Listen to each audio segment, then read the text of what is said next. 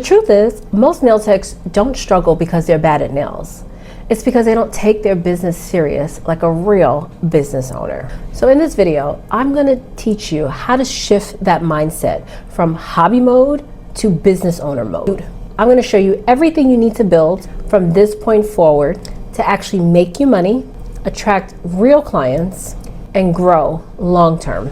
So before you spend $1 on any nail supplies, before you open that Instagram account, before you even think about taking clients, we need to talk about your mindset.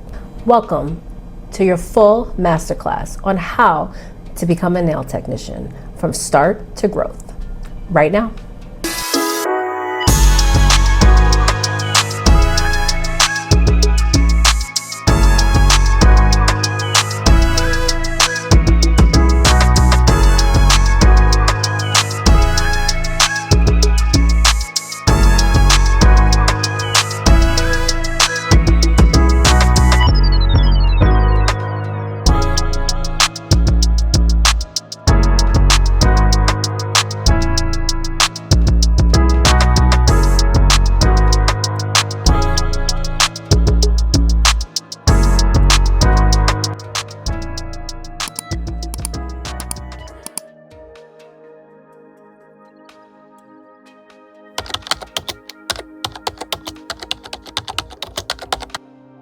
So the first thing we need to understand is there is a huge difference between being a nail tech and being a business owner. Nail tech is going to focus on the art, the technique, the fun part of the business, and all those things.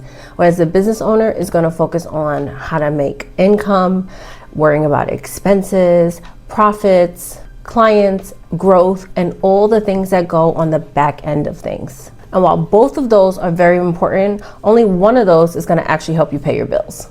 So if you only focus on learning how to do nails, how to achieve this type of trend and do this type of set, you're really never gonna grow as a business owner. And you're never gonna learn how to set boundaries, how to price your services correctly, and manage your time. And you'll stay busy, but still possibly broke. And that is not what we're trying to build here. So now let me just say something to you that's actually really important that you might find hard to believe. There are so many talented nail technicians out there, ones that you follow on Instagram, ones that are promoting, ones that have businesses, online stores, and all these things. But low-key, they're actually struggling to make real profit and pay their bills. And then you have some nail techs that might seem small. They might not have a big following. They might not have a lot going on, but those nail techs are booked, busy, steady, consistent, because they know how to run their nail business like a real business. Talent is important, skills matter, but talent without structure and systems and strategy is only going to take you but so far. So if you want to have a long, sustainable nail career, you're going to need to have three things: skills, strategy, systems. Let's break those down. One is going to be the skill. You need to have the skills. You need to know what it's like to provide certain services in a safe way, the procedures, how to make your nails last. And that means proper prep, proper product application, understanding retention, and all of these things that are actually going to grow your skills and set the foundation for you as a growing nail tech. Number two, your systems. Systems are going to be what's behind the scenes, the other side of that business. How are you gaining your customers? How are you retaining your clients? How are you booking? How are you managing your time and your income? All of these things help run the business side of it on the back end smoothly.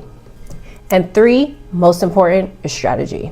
Strategy is how you make money and how you will grow. This is going to be all the things that I preach to you guys all the time about, including pricing yourself correctly, making sure that we are gaining new clients all the time, keeping those that we already have coming back, promoting ourselves on social media and so many other ways that we'll talk about in a few. And most importantly, planning for the future, which a lot of people, not just nail techs, fail to do. They only think about now and they don't think about and prepare for the future and for that growth that they want that is to come. And when these three things work together, that's when you're actually going to see your nail business become successful and stable. So what always kills me is a lot of people think, oh, well, I'm not that great yet at my services, and I can't really take clients yet. I'm not there yet. And listen, let me just tell you, clients aren't looking for somebody that's been doing nails for 8 years and such. You're looking for somebody who is consistent, reliable, professional, and easy to book with. And we have to always remember that consistency and professionalism is going to take you so much further than skill and talent will. So if you've been practicing nails for years, or maybe you just graduated nail school and you're trying to figure out where should I start, this is going to be that turning point for you. We are officially leaving hobby mode and we are getting into I do nails. That includes no more random pricing. No more waiting for people to magically find you and book with you. From here on out, we're building a real nail business. So now that your mindset is in the right place, let's talk a little bit about the foundation. And that is going to be where you should work, how to set up professionally, and what that starter service menu should look like. Because once your mindset is right, everything gets easier from here on out.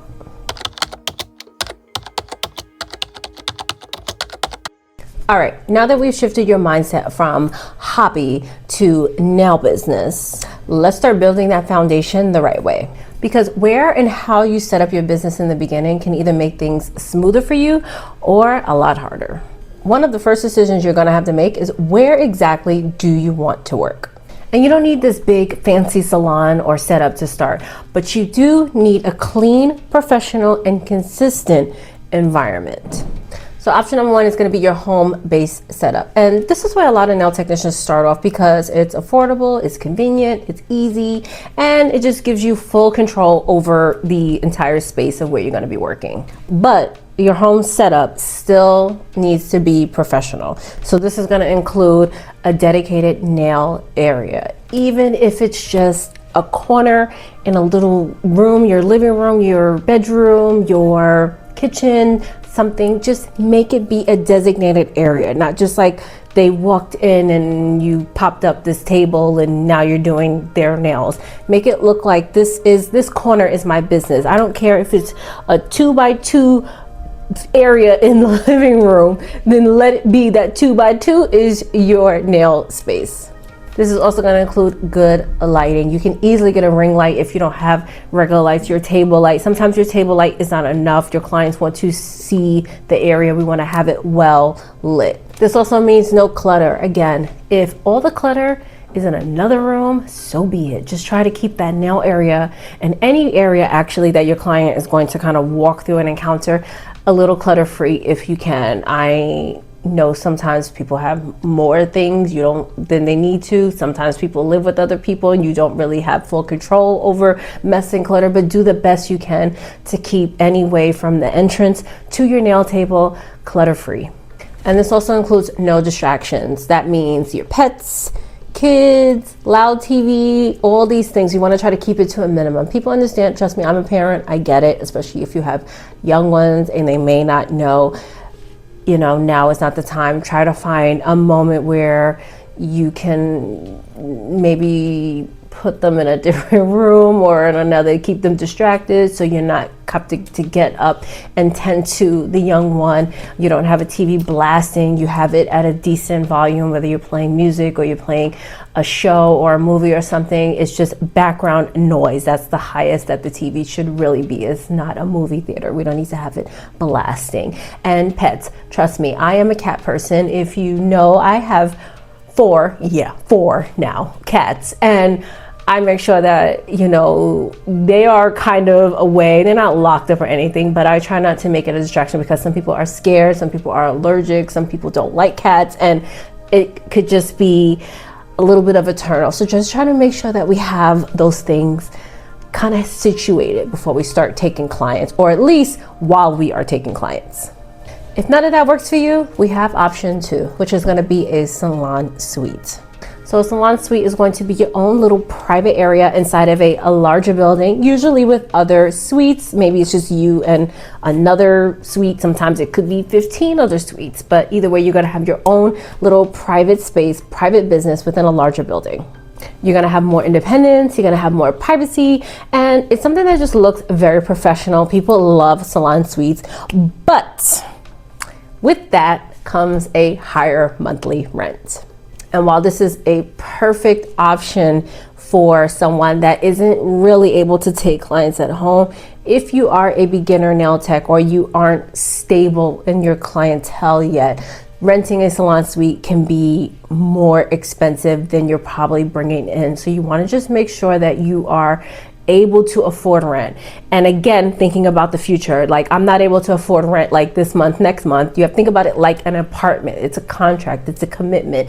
Can I stay here? Because what we don't want is to be hopping around place to place, and we want to build consistency. So if you have to be at home, being at home in a not so great situation is better and more consistent than flopping around from shop to shop and suite to suite because you can't really afford to stay in one place too long. And that brings me to option number 3, which is a booth rental situation. So if home is not great, can't afford rent, booth renting is a perfect solution for a semi-beginner nail tech. Again, for this situation, we're gonna need to have a little bit of clientele. We need to have a little bit of consistency with the income from nail services because we are going to be basically working in somebody else's salon. So they usually have a nail table already provided for you, and you would just come set up, and then you would work for this, well, not for the person, you would work for yourself, and you are your own little business. Usually you see this type of arrangement in hair salons, barbershops. They usually want a nail tech to come in. Most nail salons do commission. Most nail salons don't rent, depending on the area, and things could have changed. But I know most of the time you'll find a good arrangement in a situation where you have hair included because they want to make themselves a one-stop shop. So this is a good option. You're able to, again, meet new clients. We have a bunch of women coming in for their hair. They see you. Now I'm getting clients. The nail services clientele comes in and they say, oh, there's hair. I can get a wash and set. It's a win-win when you are in a hair situation. If you are in a nail salon, again, I've never been in that scenario, so I can't really say, but overall, a good option. If you are wanting to kind of ease your way into independence, that was the first step that I did when I left the shop. I was in a hair salon working as a nail tech. That's a whole nother story for a different video about the do's and don'ts of renting a booth rental. But nonetheless, it is a good option to have nonetheless.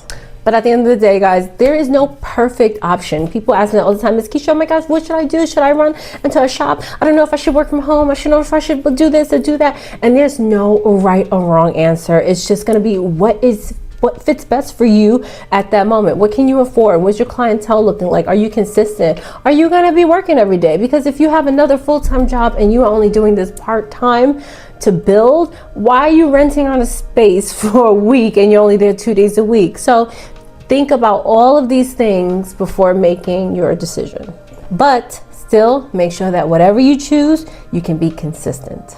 So now before we even take any single clients, before we start posting about work, before we start doing any of that, we're gonna need a few supplies to get us started. So before we even start posting, taking clients, or doing any of those things, there's gonna be a few basic professional things that we're gonna need to have in place. That first thing is gonna be your nail license. We need to make sure that we have our license. We are legally allowed to perform nail services in your state. This is so important, guys. Do not skip this step. I don't care, even if you like, I'm just gonna be in my home. You know how many girls are getting reported, how many things that I hear about on TikTok, because unfortunately, we just live in a world where people are just so petty and they just didn't like this girl. They didn't like her fee. They didn't like something so minimal that they decided to report her, not really realizing what that can do to somebody professionally and just personally. And it's not really worth the risk of making a few bucks off of a set, and you're not doing it like legally. So make sure that you do have your license up. It's going to protect you, it's going to protect your clients, and then you always want to make sure that your license is on display in your area. I have mine located right above on my bookshelf right up there, so if anybody wants to see it or know, clients also comment on it. They love to see it. They love to see, like, okay, she's legit, she knows what she's talking about, she's professional. Do not skip this step. Number 2 is establishing a business name for yourself. It doesn't need to be anything complicated. It could be Your Name Nails. Hello, Keisha Nails. That's been my name forever, and even before it was like a thing. It was just easy for me to put those two together. Nails by so-and-so, so-and-so's nails, nailed by, nailed it. It's all types of names now. As more and more girls are doing nails, it's becoming kind of harder and harder to be unique about it. Whenever I see like a new name on like online, I'm like always surprised and shocked, like, oh, this is a really cute name, because it's very hard nowadays to be unique, but it doesn't have to be that complicated. It's perfectly fine if you just want to do, again, your name and nails. And what's going to actually matter more is that you are showing up and you are sticking to this name. We don't want to have to change our name. That's the thing too. Consistency is key. If I'm Keisha Nails, as much as I thought about changing it and I could have been something cute, I've been known as Keisha Nails forever. And it's just like almost kind of like starting over, rebranding, revamping. And if I was doing something like that, then maybe I would, but I didn't want to make that drastic change just to change my name. So I kept it over the years. So think of something that, again, easy, breezy, easy to remember, easy to spell. Think about longevity. Is it going to, as a website, as a brand, how is it going to look on a building if you want to make yourself a salon? These things, something simple. Next, we want to make sure that we have our payment set up. So how are you going to be accepting payments? How are clients going to pay you for the services? So at minimum, we should always take one, cash. Cash is king. Cash is always, it's going to be fine. You want to make sure that you set up a professional cash app. You have a Zelle in place. If you want to do Venmo, Apple Pay, that is up to you. But I would definitely have at least Cash App or Zelle and take cash. And if you want to go extra to take card swipes, if you take debit or credit, it's always a good thing. Trust me, it's always a good thing. So you want to make sure that you have at least those things in action before you start accepting clients. Taking credit card payments is just going to be one of those business basics that's going to make it easier for both you and your clients. Because guys, not everybody carries cash anymore, and having payment options just makes your business run so much smoother. Which brings me to today's sponsor. Today's video is sponsored by CPOS Pay. And I wanted to show you guys something that fits perfectly into what we're talking about right now. And this is going to help set your business up the right way. If you're looking for a way to accept credit and debit card payments without any extra equipment, CPOS Pay lets you do that right from your phone. The setup is super quick and registration only takes a few minutes. When you're ready to process payments, you're just going to open up the app, enter in the exact amount that you want to charge your client. You can even write a little note for what you want to charge them for, hit tap to pay, and then you can begin processing that payment for your client. Simple. Another cool feature that I love is that I'm able to add tax onto my client's ticket, which is a big deal for me because I always like to make sure that I'm fully prepared for tax time, so I'm able to write in that custom tax percentage to be able to charge them. And I'm also able to tip right onto my phone. I can choose a percentage or a fixed amount, or I could choose the option to not even have it show up at all for my customer. And I'm also able to send invoices if I need deposits or payments ahead of time, and I can send receipts instantly to my customers simply by typing in their email address, or they can get it all by text message.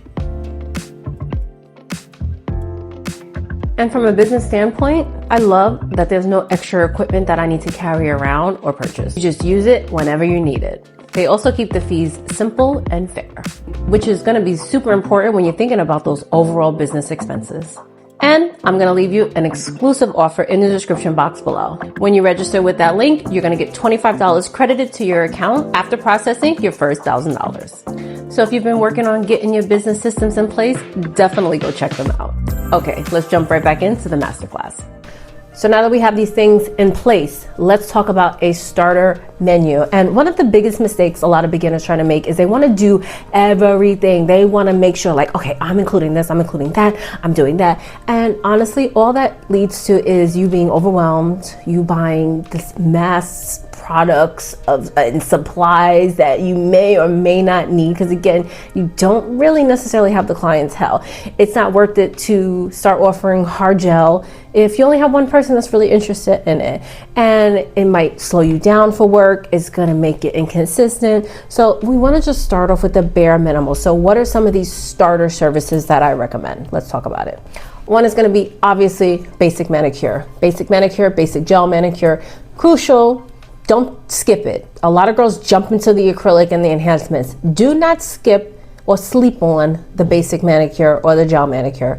Always offer that. Nail shaping, cuticle care, buffing, polish, gel or regular, simple. And even if you just wanted to offer gel, that's fine as well. Not everybody is really doing regular polish, because that means that you have to buy a whole bunch of regular polish where you're probably going to be doing more things with gel. So I would probably recommend starting off with just a gel manicure, unless you already have or could get some regular polishes and a good amount of them for cheap.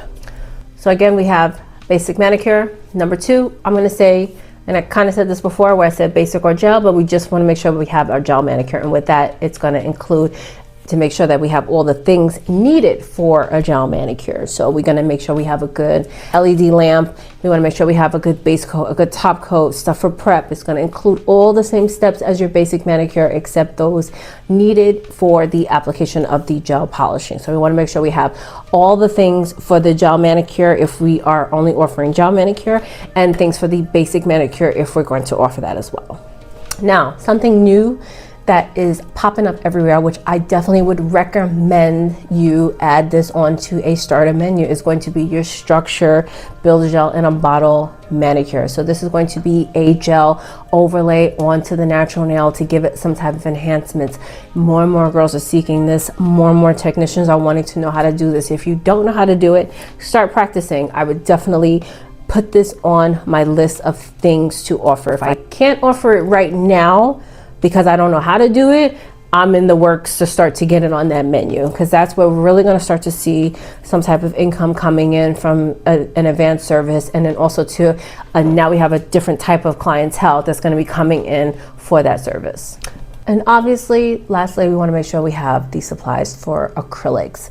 That means everything we need for a full set, everything we need for a fill-in, nail tips, nail forms, acrylic powder, monomer, primer, dehydrator, brushes, all of the things and the supplies needed to start this service.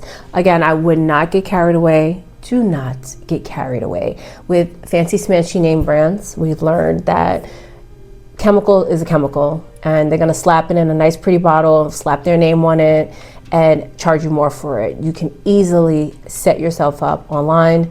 Macart has an amazing line of nudes that I found kind of like the dupes to Valentino's. I still use Valentino.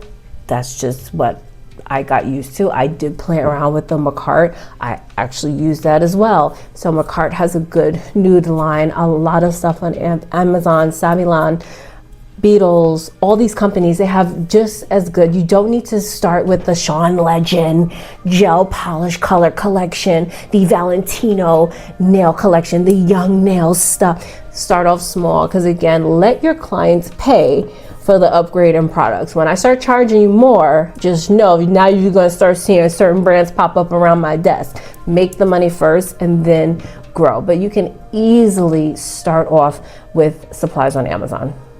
And as always, guys, I do always include my Amazon storefront down below in the description, where I break down everything that I use, I recommend based off of anything that you could possibly need. If you want a recommendation for a particular product, leave me a comment below and I will answer that for you. Just remember that no matter what services you're going to be adding, every appointment is going to include these steps. The proper nail prep, which is going to be super duper important. Taking care of the cuticle area, making sure that that area is well ready, push back, everything is out the way so we can have the best application and retention for our nail services. Shaping and refining, making sure we are using the right nail files for the right product at the right time is going to be crucial in shaping and getting that down pat. Product application, whatever product you're going to be using, making sure that we are applying it to the nail or the tip or the form or whatever we're going to be applying it on correctly and efficiently. Finish filing and top coat, making sure that everything is done, it is neat, it is clean and executed. And guys, I just want to make a side note, because I know you're probably like, okay, what happened to nail art? Nobody's going to do nail art. Nail art is an add-on. it is never to be included in your base price.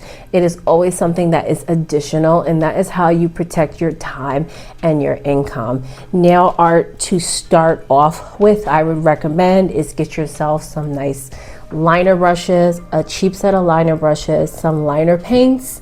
I would get some rhinestones and maybe like some chrome. I would keep it simple. I would start off with certain things that I could get as a set, like striping tape. I can get a pack of chromes. I can get this. I'm not going to buy anything where it is individual. It is costly. So making sure that I can at least offer my clients what is trending right now. If you are watching this and obviously you are into nails and you are on TikTok, you are on Instagram, what is popping right now? So look into those things, and per season, buy yourself a small amount of nail supplies for nail art, for the things that people will probably ask you for. And also to pay attention to your clientele. We don't want to spend a whole lot of money on supplies that no one wants. Do not buy things that no one is asking you for and no one wants. Your clientele might be on the bougie side, they might be on the one color side, and you ran out and bought all these things.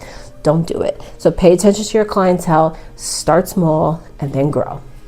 And we have to remember that when you keep your service menu small in the beginning, as you get faster, you get better, you get more confident, this is going to lead to happier clients. It's going to lead to them rebooking. It's going to lead to you making more money. It's going to lead to that consistent income. And then we can start to add on other services as your clientele grows, as you get better and faster in all of these things.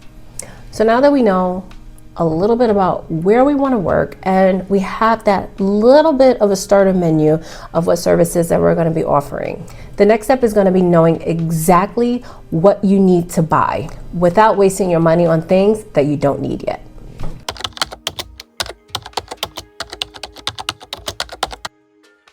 Okay, now that the foundation is set and we know what services we're going to be offering, let's talk about supplies, because the thing is, you don't need to run out and buy every single thing that you see other nail technicians have online. You don't need to have all those things initially just to start making money. This is not even close to optional. This is how we're going to protect your license, your clients, and your reputation. We want to make sure that our sanitation and disinfection is intact. Is no ifs, ands, or buts about it. So what are some of the things that we're going to need? You're going to need a EPA registered disinfectant. So if you haven't gone to school, or you forgot, let's just say you forgot and you are licensed and you did go to school, EPA registered is the Environmental Protection Agency. So this is the agency that makes that stamp of approval on a certain disinfectant to say, this is going to disinfect, it's going to be kill fungus, it's going to kill viruses, it's going to kill bacteria. It has a number on it, it has all the things. It will say EPA registered, and it will have a registration number on the front of it. If you look at anything, it needs to be an EPA registered disinfectant. The most common one that we use is barbicide, but there are others out there. That is a thing, but we want to make sure that we are using the right thing for the right tool. Some things are good for surfaces to clean. Some things are good for our implements to be immersed in. Some things are too harsh for our implements. So you just want to make sure if you're going outside of the barbicide spectrum, then make sure that you're using it the right way. And we always want to make sure too that it is going to kill fungus, virus, and bacteria. Not everything kills everything. We're also going to need a closed disinfection container. This is something that we're going to put our implements in. It needs to be fully immersed. So whether that is a barbicide jar, or you have the type of container that opens and closes, something along those lines. If you go on Amazon, type disinfection container, you will see a whole bunch of stuff. Just think about what you're disinfecting and how big or wide, how much, how tall your things are that you need to be disinfecting. If you are somebody that doesn't do pedicures, then the longest tool you probably have is a cuticle pusher. If you do pedicures, then it'll be a foot file. So depending on the size of that foot file, I need to get something that I can immerse my product in, or it can stand up in if you get the big tall barbicide jar. disposable items. So some of the things that we are never going to reuse on clients. So this is like your lint-free wipes, your wooden sticks, files, buffers, sanding bands, all these things, they need to be disposable. They are one and done. So we need to make sure that we have enough of them to get ourselves started as a business. Hand sanitizer. Yes, people will wash their hands. Yes, they'll go to the bathroom. We should always keep hand sanitizer on deck. I keep hand sanitizer for my clients on the side table, but I also keep something for myself. I'll show you, I'm running low. I love this, this antibacterial cleansing spray by Cuccio. I actually only see this brand make it, but I love it. I love that it's like a spray, because like if I just like blow my nose real quick, or like just anything that I'm like ill growth, even though I'm not blowing like TMI, like, you know, whatever, I'm not gonna sit here and blow snot all over my nose, but it just looks better if I'm like, okay, and then I just do a little quick sea spray. I've done it with gloves. Like, I don't even care, but they just be like, you know, that minute someone sneezes and they're like waiting for you to kind of disinfect or go wash your hands. They love to see me grab this and use it. So I would definitely get hand sanitizer and some cleansing spray for yourself as well when you are working. And lastly, most importantly, we need gloves. We need gloves not only because it's disgusting to touch certain things, but also too, we want to make sure that we are not in direct contact with chemicals. We can get dermatitis so easily as a nail tech, touching all the gel, gook, residue, acrylic, monomer, all these things, dust particles, all these things we can be prone to have a reaction to. So wearing gloves is going to be that nice little barrier that we need to protect ourselves during services. Okay, so our core tools are going to be things that we're going to be using every single day. So we don't need to overbuy. We just need to get good quality basics. So this is going to include cuticle pusher. We want to make sure we have several sets of everything. So cuticle pusher, nipper, clippers are the three things that we need to have at least 3 to 4 sets. Why? Teacher question for you. Why do we need to have several sets? I'll give you a minute. If your answer was so that while I'm disinfecting one set, I can continue working, then you are correct. If you are saying, I don't know why, that is the bigger issue. So we need to make sure that we have several sets of pushers, nippers, clippers. Those are the things that we need, at least 3. At least 3. And actually on Amazon, you can buy them bulk. You don't have to buy them $5 per one. They usually sell. I bought a set of 4, I think it was 4 or 3 nippers, pushers, and clippers. I usually buy them in bulk because I usually, they all go bad at the same time. You know, I'm buying them together, they go bad together, buy a new set, so on and so forth. I have about, I don't even know how many sets I have of stuff at this point, because they just, also if you're taking good care of them, making sure you're not leaving them in your barber side too long, they're not rusting, they're not dusting, they're not having residue, you will be able to keep them for a long time. So some more core supplies are going to be your nail files. We need to have a good grit. We need to have a good range of grits, because remember, think about these services that we're offering. If you're offering manicures, you want to make sure that you have a nice, easy grit. You want to have like a 240 grit for those customers. If we're doing enhancements, we want to have 100 grit. We want to have a 180 grit. That's the go-to. If you are that nail tech, you want to make them sharp, you can even go 80, but make sure whatever you buy, you have enough of them. And these, again, I would buy in bulk from Amazon. You can easily do that. It's easier than buying it one by one. Buffer blocks are another thing that you will use. Buffer blocks you can get in bulk on Amazon. Buffer blocks are funny. If you have a local supply store, I always recommend buying buffer blocks in person. The thing is, and you know, if you know me, you know, I am team Amazon all day, but I don't buy my buffer blocks on Amazon. I buy them in person because I need to feel them. Some of them are cheapy, and when you file, if you know, you know, all the little grits just literally fall off onto the table and it did nothing. So I've been burned once and now I'm traumatized. So I have to make sure that I buy my buffer blocks in person. The mini ones I use for pedicures, those are not big enough to fully buff out a nail. If you're watching and you're saying, well, yeah, I use that and it works for me, to each one's own. I don't think those mini ones are sufficient enough for a person's nail It's also, you have to think about if you are doing it, that's a little vigorous on your wrists and your fingers and strenuous. So we want to make sure we're taking care of ourselves as well. Buy your buffer blocks personally in person, but we want to make sure we have a good set of those. The purple buffer blocks are my personal favorite, but they come in other colors. They come in orange. I use the orange and black ones for manicures. Those are a little bit softer. I don't know the grits. I can't think of it right now. The purple ones I use for acrylic, and then there's blue, which has always been a little odd to me. I don't know how to use that one, so we just toss that out. I just go between the purple and the orange ones, making sure I have that on deck. If I am doing pedicures, I use the white ones, or I use I buy them now, they're pink, but the grit on them is about 180. Again, that's just like the safe go-to. We don't need to be so vigorous on the feet. That's why the mini ones are usually sufficient.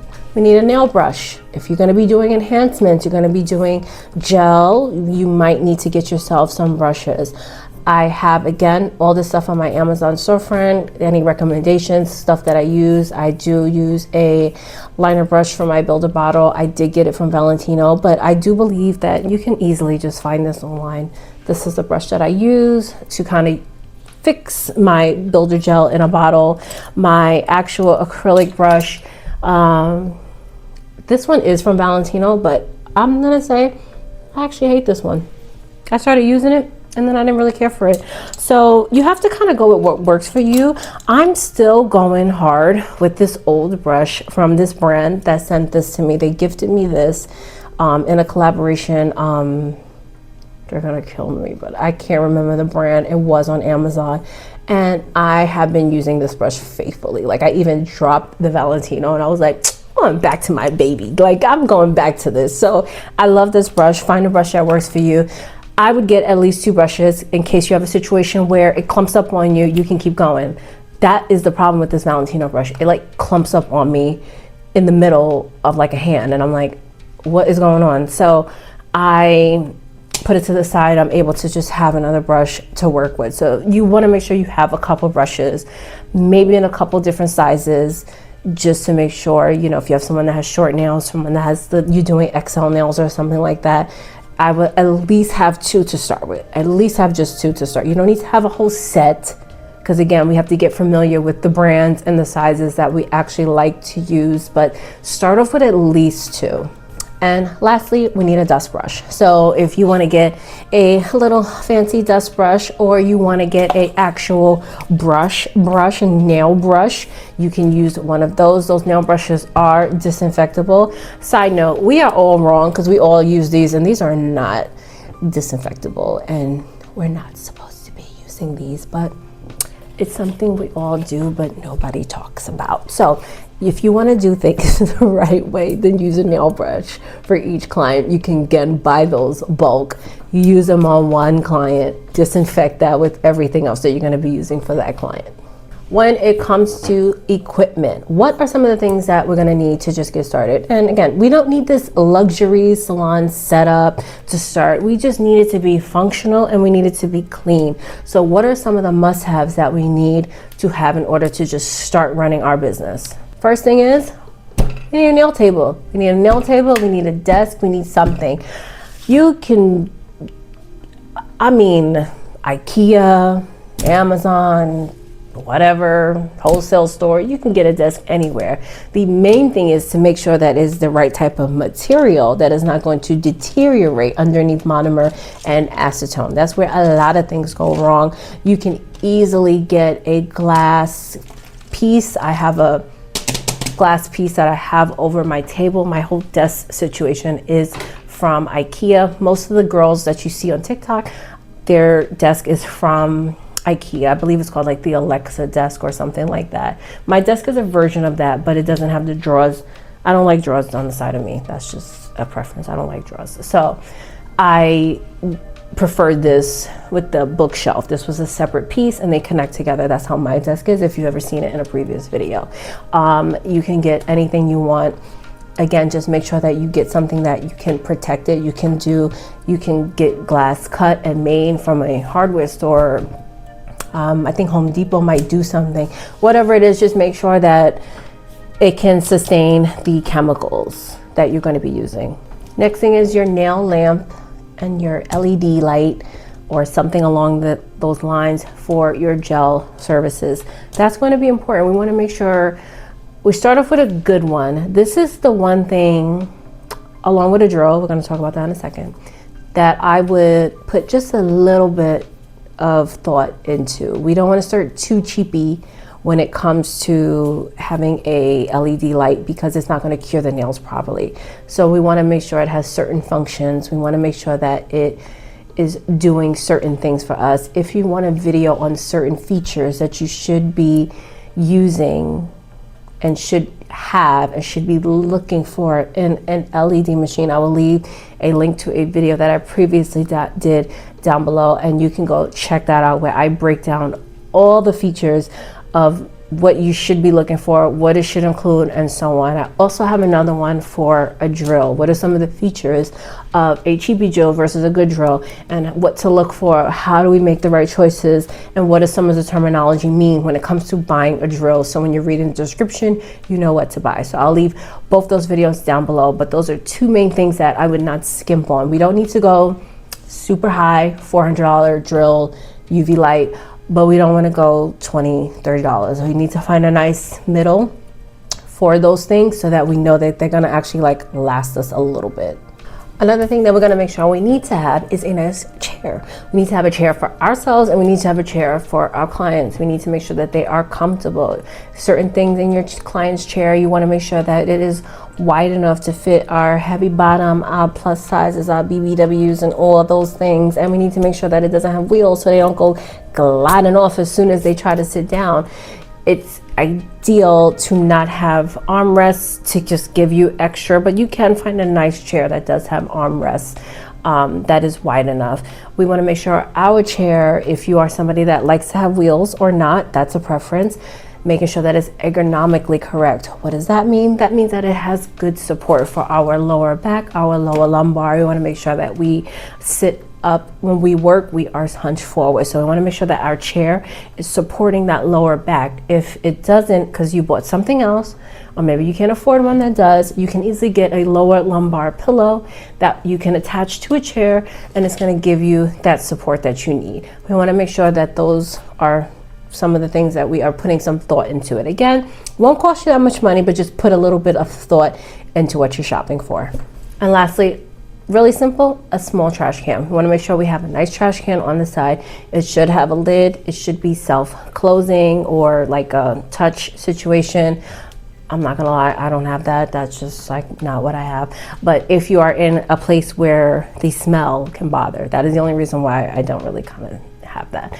It's because it doesn't really matter in my scenario. But if you are in a household where they can't tolerate the smell, or you have neighbors that are complaining or whatever, make sure you're getting that closed thing that's going to help. Make sure you're taking your trash out after every single day, because just keeping it there, all those tissues and paper towels saturated, it will start to smell, and that's what makes it overwhelming to family members and neighbors and such. So make sure that you get a self-closing or just a garbage can that has a lid. Another thing you can get, which is optional, I'll leave it as optional, is a client armrest. Not really optional, but it's optional. You know, you don't have to. We want to make sure we have something cutesy. We want to make sure we have something that's functional, something that's comfortable. I have been loving the U-shaped one. I used to have the high one for them. I had the U-shaped one now, and I love it. I got it, guess where, on Amazon. And I don't think it was a lot of money. I maybe $20. It was not expensive at all. I do believe that's linked as well. But a client armrest, just to make sure that they are comfortable. If you can't afford it, do not kick yourself down, girls. Like, for real, I've seen people take a roll of paper towel and they have their client's hand on it. You do what you got to do, especially in the beginning stages. So now, when it comes to your core products, this is what we're going to do. We're going to pick one main system first, and then we're going to master it. So I'm going to choose acrylic, and I'm going to get certain things. I'm going to stick with one brand. I'm not going to shop around, and we're going to work with this brand and move on. Do not get crazy. The only thing we need for acrylics is we need a clear, we need a natural, a pink, neutral, something that isn't, when I say pink, I mean that one that looks just barely pink because it's almost kind of clear, but it's not clear. Something along those lines. And white. That's it. You don't need anything else. You can make something else if you need to from other things. We can add on to that. Get those 3 basic colors first to start. That's all you need. Then we're gonna need our primer and dehydrator, which always comes as a set. I've tried a lot of different brands. I'm not stuck on anybody. I have been rolling with the Valentino for a while. I do like it. The dehydrator is okay. I think I get it for free. Like when you spend a certain amount, you get dehydrator for free. That's why I have it. Or when you get 2 primers, you get it for free. So I do use this, but for a very long time, I use a different brand. I can't think of it right now. I'm sorry, I forgot the name of it, but I've used Beetles, I've used Model Ones, I've used a lot of different brands. It was like, you know, whoever's on sale, whoever's cheapest right now. And most of the time I'm late. So like whoever's going to come the quickest. So, you know, it doesn't really, your process and your application actually matter a whole lot more than the primer and dehydrator. That's like a low key tip. Like it helps, but it really doesn't mean anything if other things aren't set in place. So just, it goes to show you, like, brands are brands. Again, stop being gaslit by these brands. They are just literally overpricing because of who they are. But at the end of the day, a chemical is a chemical. And your monomer, if I've mentioned that already or not, monomer, again, we're going to stick with one system because they are meant to work together. We want to just make sure we have the best results. So if I'm using Sabilan for my acrylic system, I'm going to stick with their monomer. I'm going to buy it even as a set because that's going to save me more money, again, to start in the beginning stages. And obviously we need a dapping dish. You want something that has a lid that closes because we don't want any dust particles to fly into it. You can get these little sets online. I like these. It comes with a big one and 2 small ones. I use one for acetone, one for monomer, and one for something random. I always keep them next to me and they're always closed. Or you could get the one that has the cork, whatever, as long as it closes. We don't want to get anything too big. This was something we used to do in the shops back in the day. This is something that I see some techs do. The bigger the dish you have, the more you're likely and subconsciously just going to fill it up. After every client, you should be wasting it because we know once we dip our acrylic into our powder, into the liquid, this is now contaminated immediately. It needs to be tossed every single client. So if I have a dish that's super big and then I'm just talking and I forget and I squeeze and I fill it up, now I have to toss that for the next person. So I do like having a smaller one because it helps keep me in control and I can't fill it up but so much. You can always refill it, but once it's wasted, it's wasted. So be mindful of that and do not end up buying some random candy jar dish that you got at the dollar store because that's something we definitely used to do in the early 2000s when we didn't know any better. If we are going to be doing our gel, which is going to be our structure gel, builder gel in a bottle, we want to make sure that we have a good builder gel system. We want to make sure we have a base coat, we have a good top coat, and we are using the right type of brushes. You can get a brush online for about $8. You can get a good gel system online. I have this was something I bought Born Pretty. This is the top coat, but I have the top coat, the base, and they have a builder gel in a bottle. This is 8-in-1. I don't know what that means, but this is 8-in-1, and this is in the color 3. It's just like a very soft nude. And the thing is, I bought this because I didn't know if people were going to be wanting to do it. So I said, I don't want to invest that much money. Let me see. I had more people they liked it for their toenail repair instead of acrylic. So I was using it for that. I was just using clear and the pink for that. Then people started to like it and I ended up moving on. And then once I moved on, I ended up buying the rubber, what is this called? Rubber base. This is by Valentino. It was a set, it was an investment. I do like it. I find that I bought the collection, so it's like 8 colors, and honestly I use like 2 out of them. So I would only I wouldn't recommend buying all of them. I wish I could tell you. This is called Blushing Ballerina. So if you are interested and you do want to make that splurge, love this. I love this color, and I'm kind of upset. I'm trying to push people to other colors because I'm running out of this one. But I had bought this after I finished this, but I wanted something that was very much a minimal type of pink. So this was really pretty and nice to work with. And again, I bought this, and then I have bought the brush to help kind of get by the cuticle area as well. But you can get all of this cheaper online if you get a different brand. This bottle holds so much more. Yeah, this is a 0.5 fluid ounce, and this is like, oh no, they're the same size. Forget it. Okay, forget it.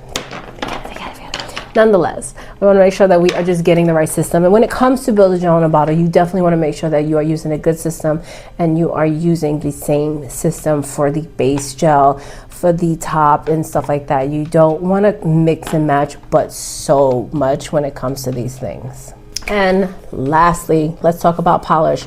You don't need 1,000 polishes to get started. You're going to start with the ones that your clients are going to ask you for the most. So we're going to do a classic red, nude, soft pink, milky white, solid white, black, clear, all these things. Get a collection. It's very simple. My biggest recommendation is whatever season you're in, buy a collection that has about 20 colors for that season. You'll be surprised it'll take you a long way. Buy a seasonal one and a nude to start. That's it. Next season, I'm gonna buy another season. See what people are attracted to. And then you'll see, once you run through all the seasons, you'll be like, okay, I literally am buying the same stuff over and over because I see what they like. Most of the time you see all these polishes behind me. I literally have so many that are not even open because nobody wanted them. Like, I've bought a collection like, this is nice, this is fine, I'm gonna like this. And they're like, yeah, no, Keisha, I don't want anything to do with that. So again, think about what they're asking you for. Think about your clientele and buy those colors and do it seasonally, do it small. You don't need a whole lot of money to start investing in. I love Beetles, as you can see behind me, all these little mini black bottles. And what you see behind me is 2 rows. There's one behind it. I love Beetles. I'm a big fan of it. You see right here, these are my regular colors that I got. And I only have regular because Young Nails did a sale. You get 100 bottles for $100 one Black Friday. So I said, you know, screw it, I'm gonna buy it. And then I have my randoms that I get locally. D&D I get locally, Wave Gel I get locally, Perfect Match, Love, and just some randoms. And Madam Glam I have over here in the corner, which I only have because, no offense to them, they are nice, but I only have them because I was working with them, so they were sending me polish. But most of the time I stick with my Beetles. I love my Beetles. So starting off small, and then you work your way up to a big collection. So now that we've talked about supplies, I've told you every single thing that you need to buy in order to get started. Let's make sure your work is good enough so that your clients actually want to pay for your services.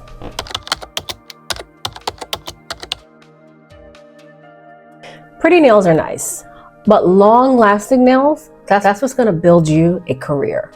So focusing on things like proper prep, structure, your apex placement, clean shaping, and proper curing is what's going to take you far. We always want to practice with intention, and so we can make sure that the next set is always better than the last one.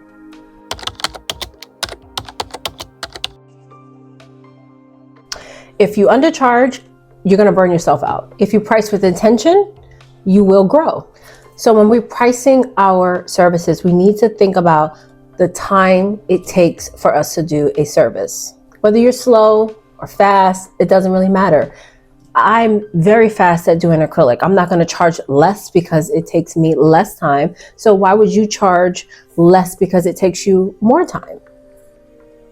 We have to think about our product costs. Again, as we are starting, we're starting off smaller. We're starting off with, not the highest level of product, because when I start charging more, I can afford to buy these better brands, and now it makes sense. So I'm not going to charge you dirt cheap for super high quality, or vice versa. And we need to think about our skill level. Just because the nail tech that you know or you follow charges $150 per set doesn't mean you can say, well, I charge the same amount. She's the same age as me and she's been doing nails just as long as me. Maybe there's other things that make her better and makes that price make sense for her. Maybe she's out of reach. Maybe she's flaunting that she charges $100 and something, but she doesn't have that many clients. So one, we don't look at the next person and judge or compare ourselves to, but we look at our own skill level. And I start to think, what am I worthy? If you were a client, really sit and think on the opposite side of the table, what would I pay if I really sat back and looked at my nails and I did a quality control check on my own work? If I look down and see even on my own nails, they do lift pretty quickly, or, I was able to break this nail very easily, or yeah, this polish is chipping like that. Assess your own work and think about what would you charge based on that skill level. Because remember, guys, that booked does not always mean profitable. If you need help figuring out what you should be charging, I did release a free profit margin calculator. I will leave a link also to that video where I show you how to break it down and how you can start to get yourself a good baseline for charging. And then you can download that worksheet for free and plug in all your numbers, plug in all your time spent, your costs, and all those things that I show you how to do in the video, so you can get a good estimate of what you should be charging for your services.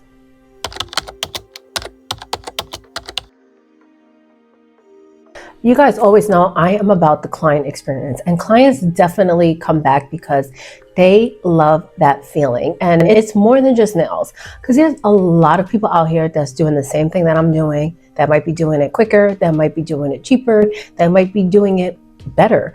And that doesn't mean that I don't have anything to offer. And something as little as creating that client experience for them is going to be so important and make you stand out as a nail tech. The little tiny things that we do make them feel comfortable, make them feel relaxed, make them feel like they are walking into a place where they can kind of unwind. That is a whole vibe. But in order to do these things, we need to make sure that we have some ground rules established between us and our clientele. So some of the things that you definitely want to make sure that you have is a good booking method. Again, it's more than just nails. We're talking about an experience. We're talking about a vibe from start to finish. Start meaning my very first interaction, the first time someone DMs you, they text you, they hit you up, they book, that first line of communication to that last goodbye after the service and everything that falls in between. So your booking method, how are they booking? What is your process? How is it handled? We want to think about that, whether you're doing DM or you're doing a booking site, whatever that means. It needs to be an easy breezy, professional experience for them as well. Your deposit policy. Is it affordable? Is it reasonable? I saw somewhere the other day this person was asking for $50. Now, that's not crazy. I used to do $40, but I ended up saying times is hard and people aren't booking because they can't even afford the deposit right now. So it's and then I had to bring it down.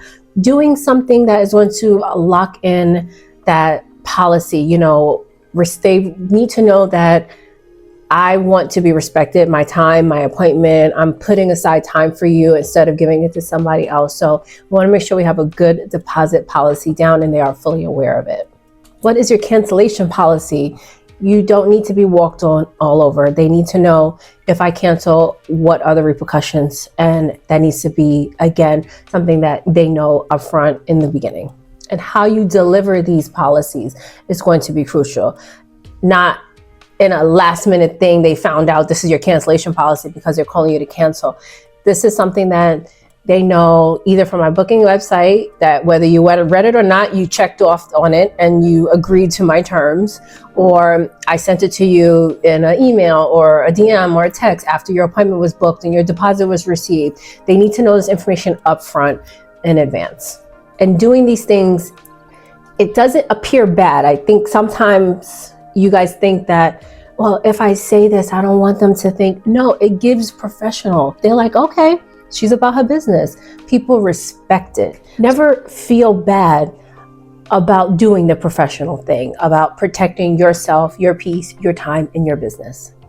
Another thing is a clean station. We spoke about your area and it being clutter-free and no distractions and all these things. All of these things scream professionalism, and it gives them that experience that I'm walking in.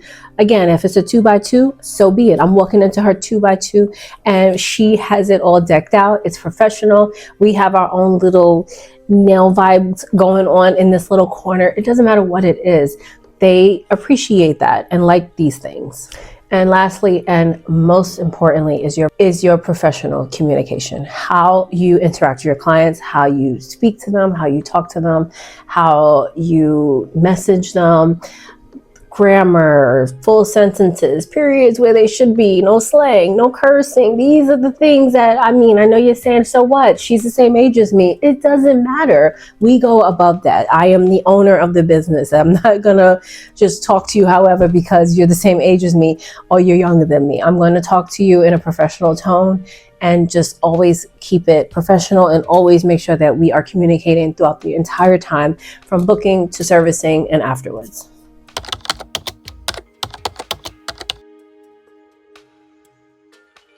So your first set of clients usually always come from people that you already know. So this is friends, family, people that you ask to come and do a model set on, intro offers, all these things.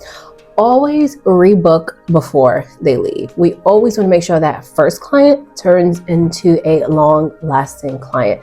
This is going to be very important. So we want to make sure that even if they are just friends and family, you are doing that work so they can go out and represent you. I'm walking around with your business cards on my 10 fingers. So when somebody says your nails look nice, they know, okay, so-and-so did it. This is how you reach her.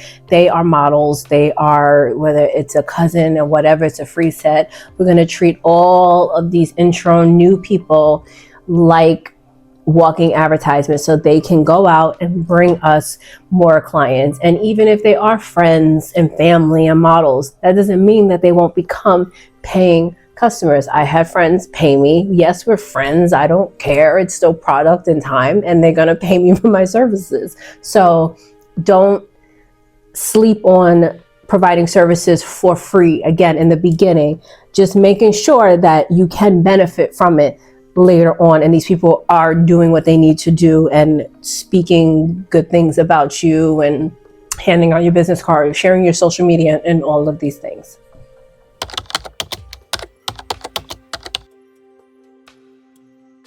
I've spoken about social media so much and how much we need social media in order to grow. And your social media page is your portfolio. So we always want to make sure we are posting before and afters. We want to post nail videos. We want to do progress sets. Maybe we want to do a quick reel of us leading up to the finished results, client reactions, client text message, reposts. All of these things, they're showing consistency, and consistency is always going to be better than perfection. Clients don't want to see a page of perfect looking nails. They want to see you actually evolve. They want to see the hot mess. They want to see the mistakes. They want to see the bloopers. They want to see you grow. They want to see the transitions, the glow ups. They want to see all of the things and behind the scenes. So make sure that you are posting, and actually post on your page, not just on your stories. Stories disappear. And we want to make sure that new people can come along and see these things as well.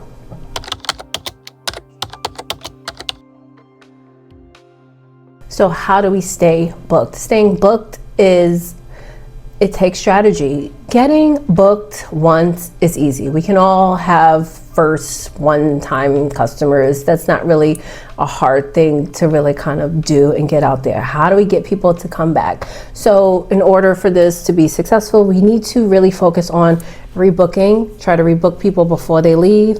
Your client relationships. How are you reaching out to them? Are you following up with them? How was the experience when they were there? Was it just kind of like silent? Did they seem to like their nails? Like, what is the relationship that I am building with my clients? Consistency. If they do come back, how do we keep them from coming back? Making sure that that work is up to level. It's up to the standards of the last set. Again, every set should be better than the last. So we don't want to say, okay, well, she was good, but I noticed her starting to get lazy. I noticed her starting to try to get faster. I noticed her rushing me out the door. These are the things that the client says to the new nail tech about you. So we want to make sure that we don't have that happen. We want to make sure that we are always consistent. And seasonal ideas, bringing people new in by offering new services, new deals, catches, funds, things, discounts, just anything that can be appealing to new people, that we can bring them in, and then they can be the ones that are rebooking. They can tell other people, we can grow a clientele, we can get them to rebook, so on and so forth.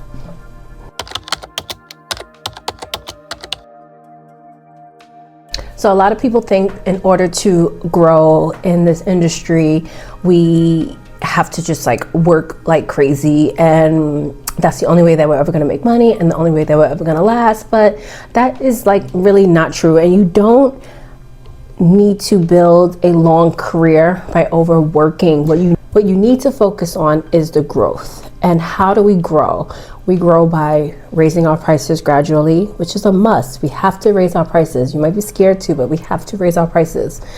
And improving our speed, our quality, our products. These are things that they will take notice of. So we need to improve these things over time, especially as those price increases hit. By adding services, by adding more things, I'm bringing on more clientele that could possibly bring me more money, or my already clientele can start to upgrade to these additional services. So we always want to think about ways that we can add more services, and by adding retail later on. So by selling anything, I preach this to you guys all the time, a little retail area doesn't hurt anybody. It's a small investment.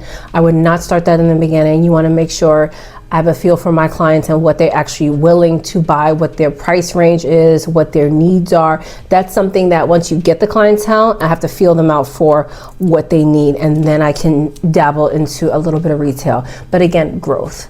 These are small ways that we can grow as a business.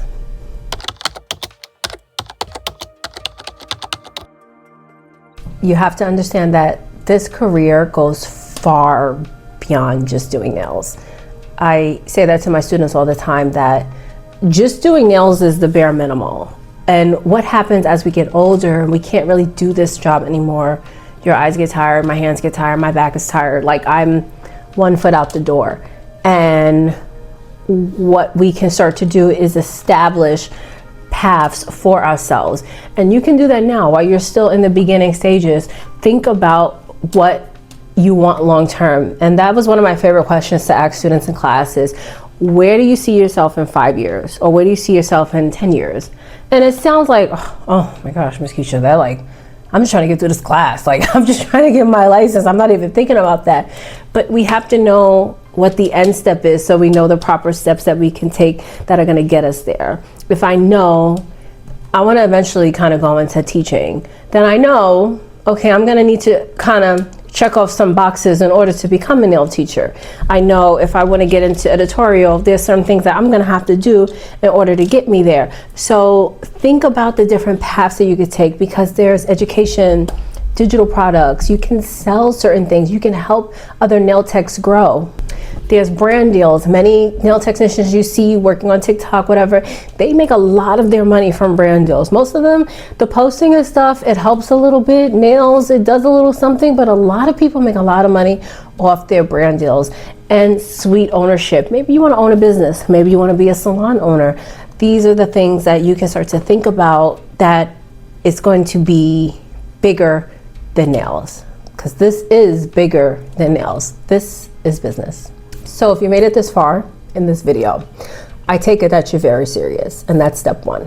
So let's just back it up and just reiterate a couple things that I've spoken about already. So one, we're going to pick those 3 to 5 services that we're going to start with first offering for clients. 2, we're going to put together a list, and we're going to buy the starter supplies that we need in order to perform these services to get ourselves started. 3, we're going to start practicing with purpose. We're not going to practice just to practice. We're not just going to do a set on the mannequin hand or myself or a friend. We're going to start doing it with purpose. If I'm doing a friend's nails, I'm doing it with the intention of her going out, getting my name out there and bringing me some clients back. If I'm doing a set on a mannequin hand, it's because I'm timing myself, because I want to make sure that I'm doing it in a certain time, or I'm executing it. So if I'm doing it on myself, it's because I want to evaluate the work and I want to see how long is it going to last me, so I know what my clients are experiencing. Practice with purpose. 4, we're going to start posting everything. Posting those friends' nails that you just did, posting the set that I just did on myself, posting me doing the set that I just did on myself, because that's 2 different types of content. Posting me working on the mannequin hand and the supplies, posting me shopping for supplies for the new business that I'm gonna have, posting that I'm starting a new business. These, I just gave you like 7 different reels that you can come up with. Post it all. If you thought about it, post about it. And 5, the big one, we're gonna start taking some clients. You don't need to have everything figured out. You just need to start correctly and stay consistent. So now that you know what to buy, we know how to set it up, our basic supplies, we got some basic equipment, we need to talk about something that's going to be very important. And that is, just because you know how to do nails doesn't mean somebody's going to pay you for them. So right now, let's dive into developing some nail skills that we can create, not just pretty nails, but we need to create professional, long-lasting nails that people actually want to pay you for.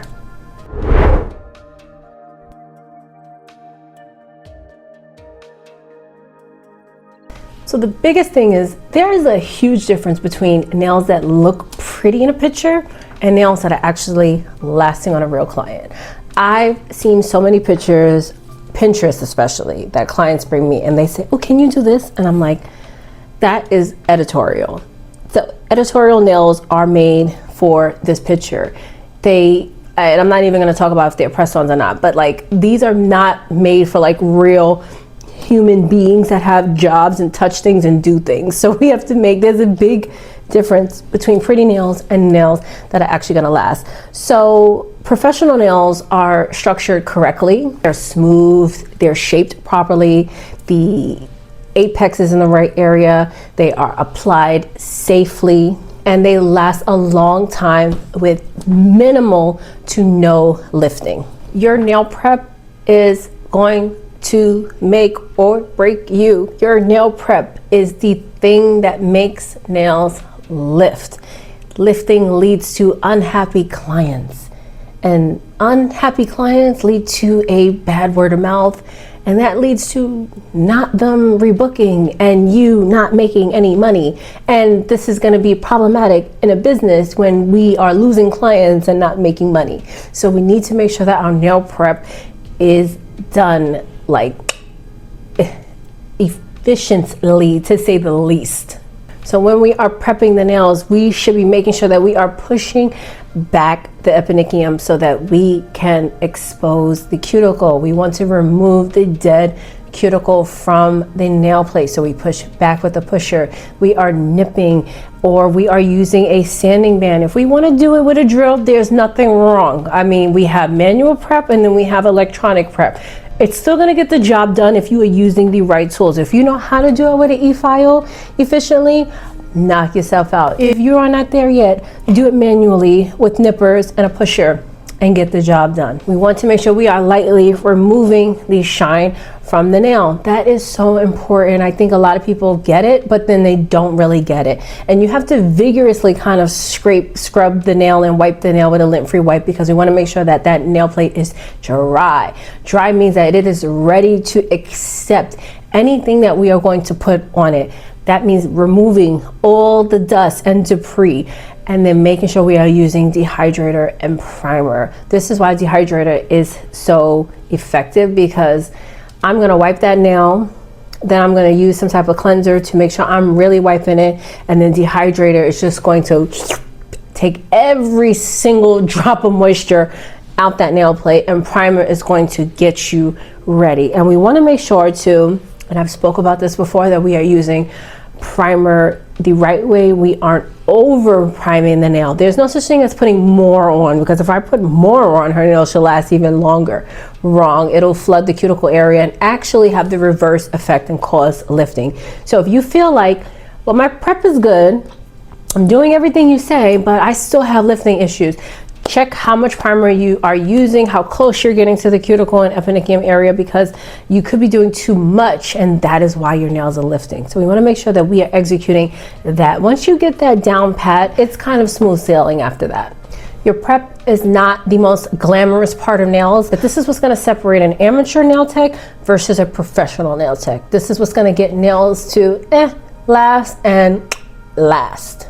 When you are doing structured manicure, depending on the length of the nail, when you are doing hard gel, when you are doing acrylic enhancements, your structure is going to be everything.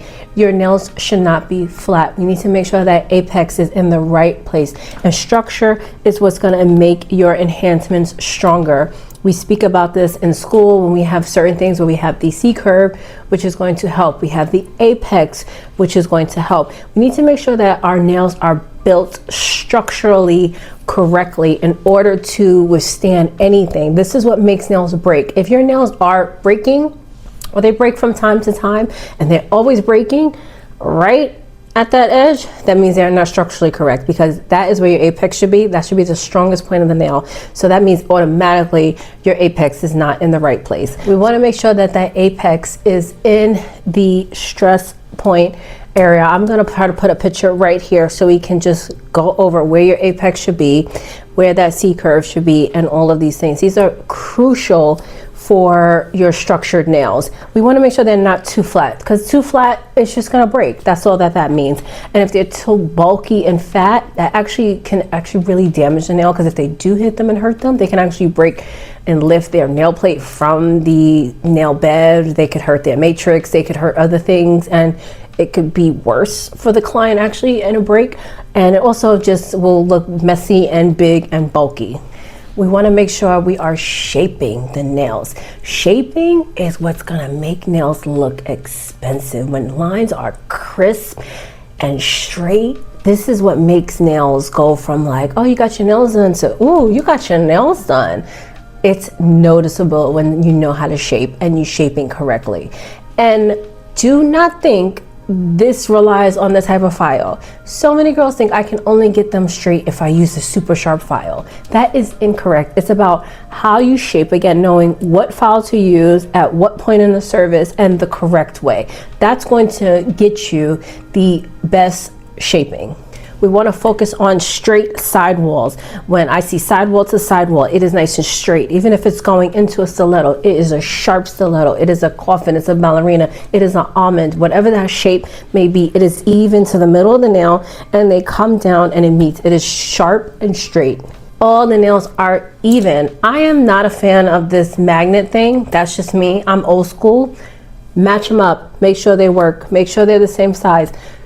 Always make sure the nails are even. And even when they come back in for a fill, if you don't know, one hand grows more than the other. So usually you got to rematch them again, even for a fill-in. Make sure nails are even, because you can easily tell, especially the thumb and the pinky, they get a little off and a little funny. Make sure that everything is matching. Make sure you have a nice smooth surface. This goes into that buffer I was telling you about, and why I'm so particular about my buffer is because a buffer is going to give me a nice smooth finish. I don't need to file the crap out of the top of a nail with an 80 grit file and get all these little scratches in it, because my buffer is going to do the job for me. I use the right buffer. I use a specific type of buffer that gives me a nice smooth finish surface.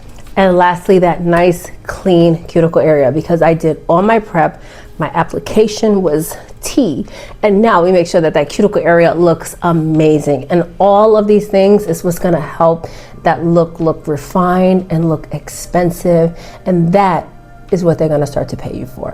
When using gel, make sure that your gel is curing properly. If it's not curing properly, it can wrinkle, it could lift, it can cause some type of allergies.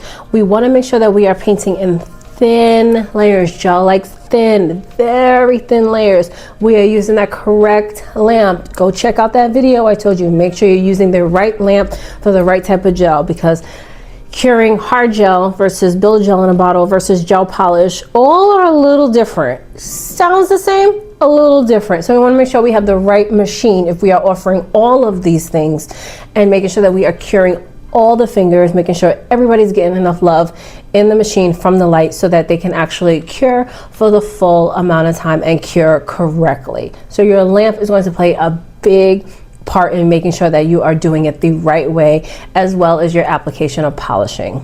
I've mentioned this before and I'm going to say it again. We practice with purpose. We are not just doing random sets on people. We are practicing with goals in mind. So I'm practicing my shaping. If I'm doing a set, practice one thing at a time. I think sometimes the concept and the thought of doing nails can be overwhelming. So we're not going to sit and do someone's nails or do my mannequin hand and say, I want this to be the best set ever. I'm going to practice on all things. Practice your shaping, practice your application, practice the cuticle work on a friend or family. Just practice prep. Say, I don't want to put nails on you. I just want to prep your nails. Is it okay if I just prep your nails? You can kind of do, it's kind of similar to a manicure in a sense. You know, can I give you a manicure? Can I practice prep on you? Can I just polish your nails? I don't want to do anything else. Practice one thing at a time so that you can get better. Use your practice hand, use friends, use yourself. I practice on myself. That was the only person I had. There was no such thing as Amazon. There was no such thing as a practice hand. I think there was a finger. We used to have a finger. That was it. I used to buy that. I had like 3 fingers and I used to just do nail art on it. But I practiced my nails because everyone always asks me, how do I start doing nails? And my answer is always, I did my own nails. And the minute that I was like, I can do both hands without, and they look the same and somebody doesn't really know, like it doesn't look like a mess, then I'll take somebody. That was me. That was my little test to myself. I'm going to practice, especially the non-dominant hand. We could get this one, but how do we get this one down so that it looks good? And practice on yourself. And again, you are going to be the judge of it. If your nails aren't lasting because you did them, you know what to fix. If they're lifting, think about where you were wrong. If it's the polishes, you are your own judge. You can wear the nails yourself and see, I am the client, how is this lasting? So now you might be ready to start charging for your nails when your nails are lasting you 2 or more weeks with no lifting. Your shaping is consistent, and not just like I did this one set and I killed it, but it is consistently good. Your sets look clean and polished, elevated, and you can finish in a reasonable time. What is a reasonable time? A set from start to finish, no nail art, just regular polish, should take you no more than, I would say, 90 minutes. That is an average acrylic set. If you are on the slower side, maybe 2 hours, but after that, people are going to start to get a little sitting down, and they're gonna start questioning certain things, and then we're adding nail art on top of that. So that means that I'm there for 3 hours and I'm just doing nails 4 hours. I mean, again, unless they're like super duper long or something, or there's something else that's a factor, just a regular standard set, it should take you about that time. A regular manicure for regular polish should take you about 30 minutes start to finish, 45 for a gel manicure. So we want to get our time frame in that window. Again, give or take, you still label yourself as a new tech, so we get to give a 10-15 minute grace period, but after that, it's a stretch. So we want to make sure that we are finishing in a reasonable time. And remember, you don't have to be perfect. You have to be, what is the word of the day? Consistent. So now that your skills are improving and your work is becoming a lot more professional, we need to talk about something that scares a lot of new nail techs, and that is, how do we price our services so we can actually start making money?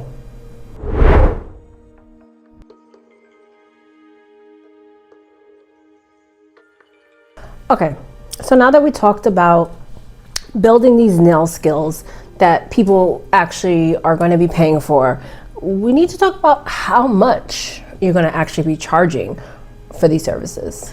Because being booked out with all these clienteles means absolutely nothing if you're still broke at the end of this day. So let's talk about pricing for your services for profit, not popularity.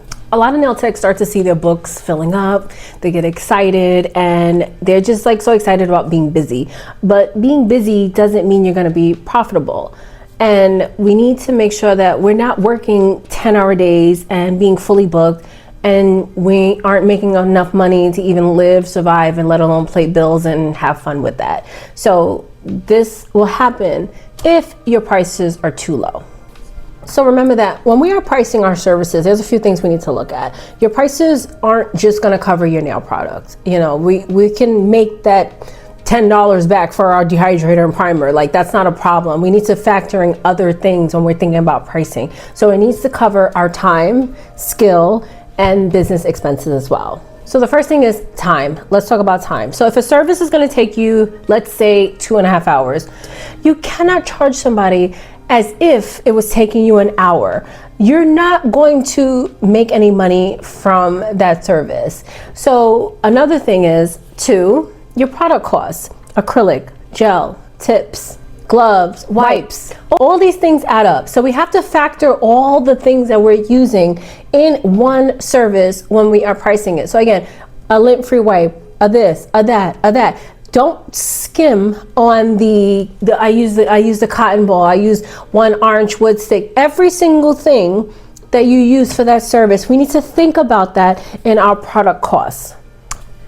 Third thing, your skill level. As these skills improve, your prices should. This is why it's very important to not start so high, because then you have no place to grow and move up if you already started super high. But we don't want to like lowball it and start so low that we're not really making any money. There has to be some type of middle ground when you are pricing and thinking about your skill level. So we are going to be charging for the results and the experience. If I'm giving my clients a decent experience, meaning I have a decent setup, I have decent supplies, I'm doing decent work, then your price should relate to that. If I'm giving you a customized experience, I'm going all out, you have this, you have that, and I'm not talking about serving some type of chips and water and coffee and stuff. That doesn't make it elevated. There's more to it. So you have to charge for those things as well as you grow up.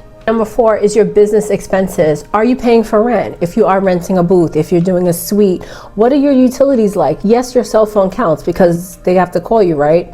You make phone calls with that. You got to go online and post about your business. Your cell phone is a utility, is an expense. Your supplies, the booking app that you're using. Are you using one? Are you using Swipe? Are you using Square? Are you using any of these things that are charging you? Your education. Are you taking any classes that's going to advance yourself? If you're already taking clients and you are in school, yes, you need to start paying for my school because I'm doing this to get licensed to service you, to make things better for you. It makes it better for me, but I'm doing it for you as well. So these are things that we all have to think about. The services fund the business. When you are starting out, your prices may be lower, and that's fine. Again, we are providing decent service in a decent situation, so we're going to charge accordingly. But that does not mean cheap. It does not mean cheap at all. Some things that we never want to do is we never want to charge what others charge. Never look at somebody to the left or the right of you and decide, I want to charge what she's charging, or she's in my area, or she's been doing nails just like I have, or she's the same age as me. No one cares. You are you, and you are your own person. We spoke about what you should be using as some type of baseline criteria for your pricing. That is all an individual thing. We're not ever going to compare ourselves with other. And we also want to avoid pricing just to compete. Do not have it in your head, well, the shop by my house charges X amount, so I'm going to charge what they charge at least. No, they are providing a whole shop an experience, a setup, they got their own thing going on. This is why they can charge what they can charge. You have to factor in things for yourself. So we're not charging just to compete with competitors. And lastly, do not think about yourself as a discounted nail tech. Just because you are new or you are starting up doesn't mean that everything that I do is going to be discounted. We are still building an experience. So if you still take 3 hours as a beginner, your prices should still respect that time. That's longer than average person would take, but it's still time, and it still takes product. It's still all the same things. So you need to price accordingly. Every beginner's work deserves fair pay. So nail art is where a lot of people tend to lose a lot of money, and nail art is never included in your base price. Never include nail art in your base price. Even if you are doing a combined deal, it is this full set and you get this X amount design for this price. It's never an all-inclusive situation. It's always going to be priced separately. So nail art is always going to be considered a add-on service, no matter what it is. The only thing that we include in our base price is one color gel. Some technicians charge if you want to do more than like 2 or 3 colors. I know sometimes the shops do because people got crazy with that. To each one's own. I don't charge extra for several colors, or if you want to do this color, this and that. The minute we start doing French, immediate, that's the add-on.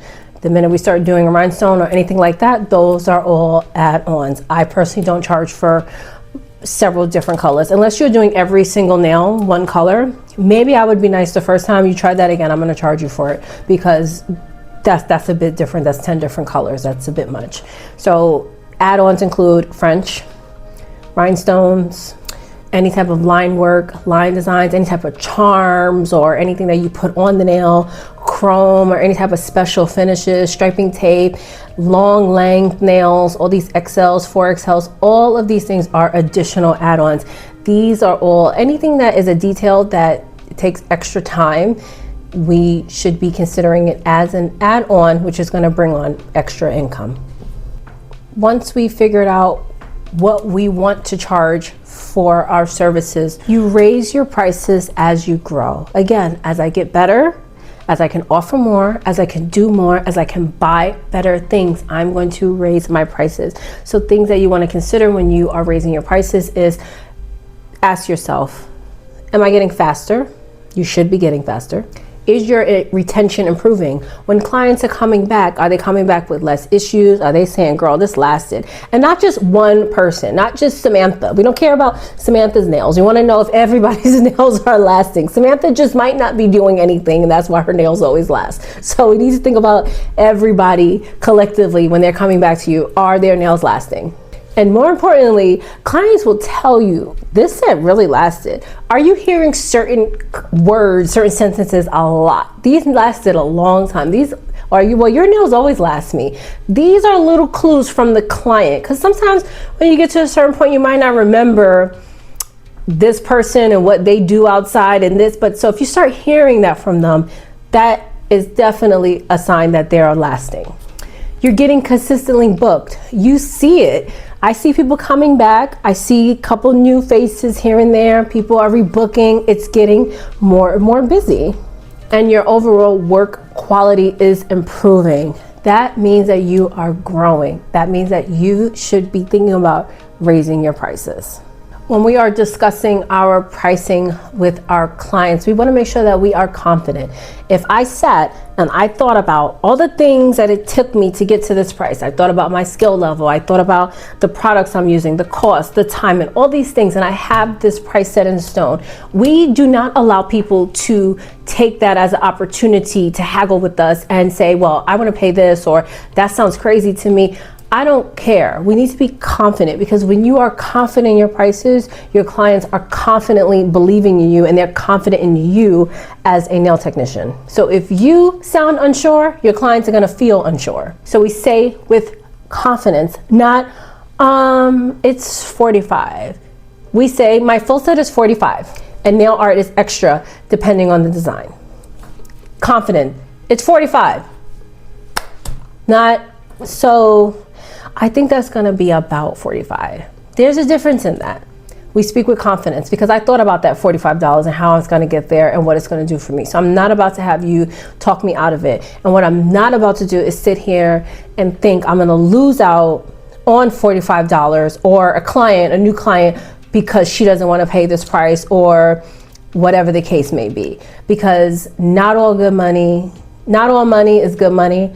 Not every client is for us. No, because sometimes we might lose somebody, but just remember, God's rejection is his protection. So always think about that and never fight for something that wasn't meant for you. And that could easily be a client. So our goal is always to not do more clients. The goal is to earn more and work smarter. So that means pricing ourselves better, getting better at speed, getting better at retention. And that is how we build a career that can actually sustain us in the future. If you guys need any help on pricing, I have another video. I have so many videos online. I have another video for you guys that I have done previously on how to price your services as a new nail technician and when and how to raise your prices as a nail technician. So I will leave that linked down below as well, and you can go check that out. So along with the profit margin, you can sit and do that worksheet. Watch that video, and then if you are watching this and you already started and you're itching to kind of raise your prices, go check out that other video, and I have some cool tips and tricks for you guys on how you can kind of ease your way into increasing your prices for your clients. So now that you know how to price your services correctly, now let's talk about how we can make sure your clients have the best experience ever from the moment that they meet you to when they walk out the door.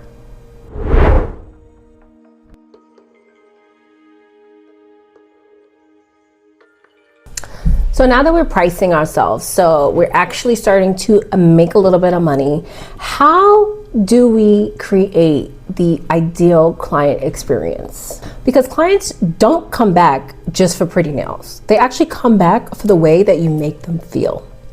You need to set up a clear and simple way for clients to book with you.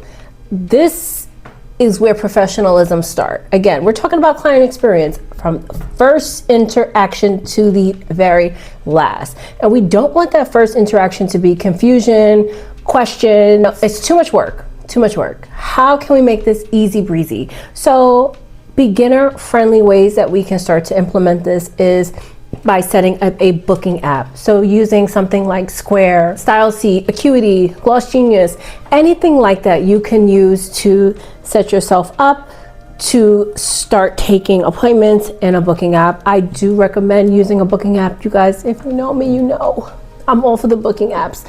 It's just so easy, and it's clients love it. It's efficient. It's so much easy, and it's worth the money. Find a cheap one, and then maybe you could switch booking apps later on. There's nothing wrong with that, but I am team booking app. However, I'm not going to shame the Instagram DM. This is structured, not random. It is something that clients can DM you. We can still set this up professionally. Instagram has implemented many new ways that you can kind of do automatic business replies. If people are asking you questions, you can automatically, TikTok has something like that as well. So we can implement some of these professional features into our DM system if that is how you're going to be taking appointments. Just think about it like this. If I am trying to book and I'm confused, clients won't book. A deposit is going to protect your time. It shows the clients that your appointment slots are valuable, that I value my time, I value my business, and you can easily just explain that it does go towards the service total, which most people understand that, but we can always just reiterate that to them. It's gonna hold that appointment time, and it's something that's gonna discourage no-shows. Now, I said earlier that setting it too low could be a problem, and setting it too high could be a problem. We don't want anything crazy. We don't want anything super cheap. Super cheap means whatever. People spend $5, $10 at the store. So if they don't show up, it's nothing to them. We want to make it so I don't really want to lose it. I feel like anywhere from $20 to about 25 bucks is ideal. If you are beginner and you are in like the $15 range, that is fine. I would not go anything below $15, and I honestly wouldn't go anything above 30. That is my opinion, unless you are on a more celebrity clientele level, or you have super limited appointments, you have a lot of clientele, you have a reason to be charging more than $30 for a deposit, then so be it. But if you are anywhere else in there, I would stick in that range. And we just want to show people that I require a deposit because it secures the appointment and it goes towards your total, and this is just a part of my policy. And I would put that on the booking site. I would also put that on my Instagram. We can include that in highlights so people know how to book. We can make a highlight for that so they know how to reach out to us, and they have this expectation of the deposit policy and how you're going to be receiving that deposit. This is where your boundaries come in: cancellation, late, and no-show policy. You are running a business. I'm not doing anybody any favors. So I need to have a 24-hour cancellation policy if you want to do, whatever your situation would be, but 24 hours is ideal. Like anything underneath 24 hours is inconsiderate, because I could have done something else with my life, my time, or got another client in 24 hours. So giving somebody 24 hours heads up is ideal, or there needs to be some type of repercussion for that. That is your discretion. If you want to ban them, block them, take their deposit, whatever they can, charge them, like whatever you want to do with that, that's on you. But there has to be some type of repercussion for canceling after 24 hours or within 24 hours. If they arrive late, what happens? Do they get charged? Is their service cut? What is going to be your policy when it comes to that? I personally am never going to take money out of my own pocket and cut somebody's service. I'm going to downgrade them if I'm really running late, and yes, they will get charged if they are running super late and it's starting to interfere with my day. And then also, what is the policy if they are past a certain point? I've seen so many crazy things online, and girls are just like, you have 15-minute grace period and this person is calling you at 16 minutes saying I'm downstairs, and they're like, you're canceled. Again, we want to think about growing as a business, and you can't grow out a business if you block and ban and just shoo away everybody that tries to book an appointment with you. Somebody sought you out. Somebody wanted to come to you. They wanted to put money in your pocket and fund your business. Don't be so dismissive of people if they're a minute past your grace period. Yes, the grace period was 15 and you're a minute over that. So now I'm just going to say to her, one, I'm going to charge you, and two, I'm not going to do everything that you asked me for because you are 45 minutes late. So think about that when you are creating these policies. Just be a little bit more lenient and courtesy, because kindness is going to get you a lot more further than being so strict and harsh. We want to have boundaries, but we don't want to be strict. And what is your no call, no show policy? That is usually not tolerated. I know people that ban people for no showing, no calling. That's a tricky situation because sometimes it backfires. I've had somebody take a card out the system, like on some real spiteful stuff, like take a card out of the system. So I couldn't charge it because my no calls, like last minute cancel, was you get charged the full amount of the appointment, and she pulled her card out. Or people have these Cash App cards now, and they'll take the money off so you can't go through, like all types of stuff. I mean, in my opinion, if you are going through all of that to not try to pay me because you're the one that canceled on an appointment, don't hit me up again. That, like, to me, that's just automatic ban. I'm gonna try to charge a card or whatever, what my policy says, and that's it. Thank God I haven't had that situation in a long time. I think it only happened to me like once, and it's your discretion. But again, we need to set these boundaries, whatever they might be. You know your own boundaries and what you tolerate, because if you don't set boundaries, your clients will set them for you. So we spoke about this earlier, and we want to make sure that our setup is just clean, organized. It looks professional. It doesn't have to be anything fancy. We just want to make sure it's comfortable for our clients. So focus on that clean table. a nice clean surface area. Everything is organized. Everything is in little trays or something. Just, it's giving organized and professional. We're gonna make sure we have good lighting. Our desk light, that's something I didn't mention before in supplies. Your desk light, we wanna make sure we have good lighting for our desk light. Comfortable seating, we spoke about that. We wanna make sure our big girls aren't busting out at the seams because the chair is too small. So we wanna make sure that something is very comfortable. We want to show them that we have our tools sanitized. I always recommend putting your sanitized tools in view. I keep mine near my pedicure area so they can see it. They should see that disinfection container. They should know, like, she's disinfected. If you are putting stuff in a pouch afterwards, even better. That's the cherry. They love it. So making sure that they see, like, I go above and beyond. Like, this is not this is not a game, honey. We came here to be serious, and I sanitize, I disinfect, I clean, and I make sure that everything is nice and good per client. So doing little things like that, because clients feel safe when they see cleanliness. When you are professional in communicating with your clients, that's going to build trust. They trust you. I'm communicating with you the entire step of the way. If I see somebody book something on my app and I don't know them, I'll usually wait a couple days to say something, but minimum 2-3 days before their appointment, I will reach out to them. One, I have it set up that they don't have the address, so you have to hit me up. Like, you can't just pop up because you don't have the address. So that was one. That's a little safety thing that I did, and most people do that. But if I don't hear from you, I'm going to reach out to you. I'm going to make sure, are we still on? I always ask that, especially with new people, because sometimes they think they want to come and then whatever. We're still on. You're still getting this. Sometimes I've even tried to, like, upgrade them in in the confirmation. Like, so you just wanted to do nails? You didn't want to do a pedicure too? And they're like, oh, well, actually, if you cannot do it, then I would love to do a pedicure. So I ask these things, but I'm going to just be there with you. They're like, oh, that's nice. She hit me up. She kind of confirmed everything. And I just always like to be clear about what they can expect at their appointment, what's happening. We're confirming things, what's included, what's not.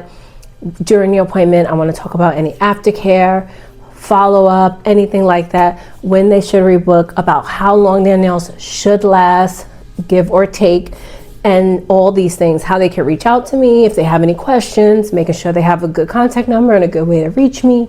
All of these things I'm just discussing because I want to make sure that in communicating with clients, they understand the whole entire process of what's happening, because again, that's building trust. And these are the things that make clients feel like they're actually cared for and not just serviced. So this is a habit that can actually change your income, is going to be rebooking clients before they leave, before they walk out the door. And if you just say something like, hey, so before I book out, or, you know, that day might be busy. I know you're only limited on Saturdays, so, you know, you want to book before you leave. Try to get people to book before they leave. I always preach that. However, I do realize nowadays, especially nowadays, people are a little strapped for cash. If you require a deposit, I might actually implement this myself. As I'm saying this right now on camera, I'm thinking about this. If they book with you on the spot, they don't do a deposit, or the deposit could be half price. That's actually a good idea. I'll let you have that one too. Because I realized too, sometimes people, to pay for their appointment, especially if you're on the pricier side, it's like, all right, I just dropped like $100 or something, and now you want me to come up with another $25, $30 or something. So maybe trying to work out a deal. People are less likely to book. Sometimes they'll be like, oh, I'll do it on my own. And sometimes I know low-key they just don't really want to spend the extra money for the deposit. Work something out with them. If not, I also have it implemented on my booking site to send off reminders. So I think a week after your appointment, the system sends you a reminder. Hey, don't forget to book your fill-in. Don't forget to book your next appointment. And then like 2 weeks after that, it's like, girl, you still playing? Like I literally have to say that. And so it's like they get these reminders. So I don't have to sit there and like physically text them like, so, hey, where you been? So doing something like that, working with people, we just want to make sure that we're getting them to rebook, because we don't want to have a bunch of one-timers. We want to build regulars. We're talking about building our clientele, and this is one way to get guaranteed to show back up. And the minute that you learn that creating all of these little experiences is going to give you loyalty, and when clients feel comfortable, they feel respected, they feel cared for, they don't find the need to shop around. They're going to stick with you because they know stuff like that is a dime a dozen. And that's how we go from trying to find clients to having clients that have been booking with you for years. So now that we know how we create that professional client experience and what we need to do, let's talk about how to actually get those first-time clients in your chair.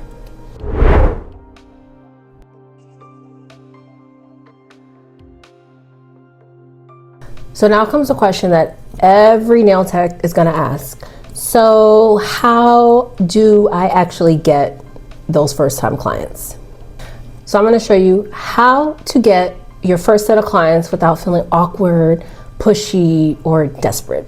I said this earlier, and your first set of clients is always going to be people that you already know. These are the people that we're going to start with. So we are going to provide services for friends, family, co-workers, loved ones, spouses, neighbors, all the people that are surrounding me in the area. These are the people that I'm going to start to service first, because again, they are going to be the walking advertisement for me.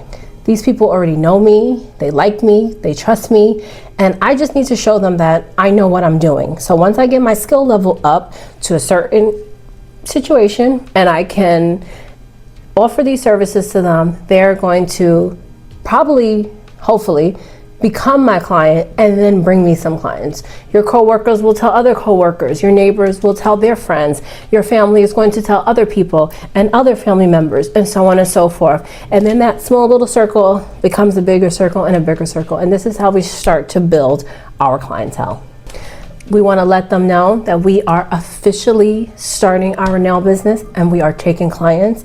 And I'm not begging you to do services on you, but I'm just going to be providing services for close friends and family right now in exchange for promotions. Simple.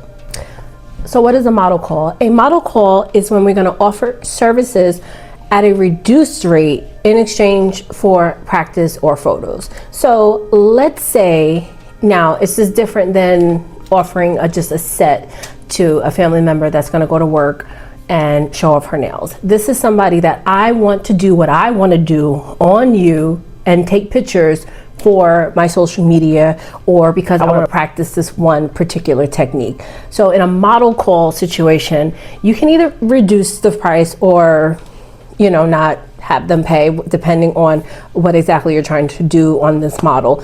But we want to just make sure that it is structured so they understand the terms of why they're getting these nails at a reduced rate or for free. We want to make sure if I'm posting something like this, I'm stating that it's limited spots. I'm stating all the details, the expectations, so they are clear, so they know exactly what they're walking into, not like, oh, well, I didn't know that they were going to be this long and I can't do that. And at the end of the day, we still want to really try to get people that are going to pay something. Again, I said you can do it for free, but that's more like friends and family situation. Try to put out several sets, so maybe somebody can choose one of 5 sets and they can be a model for this particular set, something that they wouldn't mind paying for, but it's still something that I want to do. Free clients don't always respect your time and your product, while discounted is obviously going to be better than free. For this first set of clients that I'm working on, again, the friends, family, coworkers, neighbors, that little hub that I've done services on, we need to make that clear as well that you are my walking advertisement. Every client you work on is walking advertisement. So I'm going to encourage you to refer people to me. Tag me on social media, post a picture of your hands and tag me on your social media account. Tell other people about me. Print business cards. Don't just do word of mouth, because word of mouth, it goes, but if you, especially in the beginning, if you just invest in about 250, business cards, you can give them to the model people, you can give them to the friends and family and the coworkers. They can actually physically give somebody something. This is the girl that did my nails. This is my friend, this is my cousin, that she's doing nails. make sure that they have something that they can actually put out there to other people. Because at the end of the day, you didn't do it for free for anything. You did it to gain customers from the work that they're wearing on their hands. And we have to remember that we don't need 100 clients right away. If we have a solid amount of clients, let's say we have 10 repeating clients that are good and they always book with me and they are consistent and all of that, that is going to take you a lot further long term, and it sounds crazy, than 100 one-timers. So it's really, really, really important that we making sure that we are rebooking clients, that they are happy and that they are coming back, that we are giving a good experience, and that we are being consistent, because these regular clients are going to build our schedule up quicker and more sustainable than a bunch of one-timers. And in these beginning stages of starting to work with these new clients and gaining your first set of clients, work and act and speak with confidence. We want to post confidently. We want to speak confidently. We want to price confidently. We don't need to be perfect in order to be consistent, but if we act like a professional, then people will treat you like one. And it can be really hard to have a certain level of confidence when you are new. I know when I first started doing nails, I was so intimidated by just anybody watching me. I probably told this story before, but when I was in college, I was doing people, but here and there. I wasn't even charged. I was scared when somebody was like, "Oh, you do nails?" Because I had just brought stuff to do my own nails. And I would do them in the dorm with a couple people. I would always put on a movie on the TV and they would stop and watch. And I'm like, "No, don't watch me, please. Just watch the movie." And they'll be like, "Okay." It made me so nervous. But you have to try to get a little bit more confident, but this is where practicing with purpose is going to come in. Because once I've practiced stuff down and you get to a certain point, it's like, oh, you can watch me and there's nothing going on over here. I'm very confident in my work, and we just have to kind of show that to our clients while we're working, as we're posting. And B, we have to dress for the part that we want, not the part that we have. And super duper important that please do not think that you have to be perfect in order to start. Again, we all started out in the beginning, and it ain't pretty in the beginning, and it's slow, and just being consistent and just not giving up is going to take you so far. And I hate when a lot of nail techs say they don't want to start because they're not ready. It's you're almost never going to be ready if you don't prepare for it. You have to kind of jump in, just like with anything. If I wanted to get into a different job, I could say, "Oh, well, I'm not ready to do that job yet."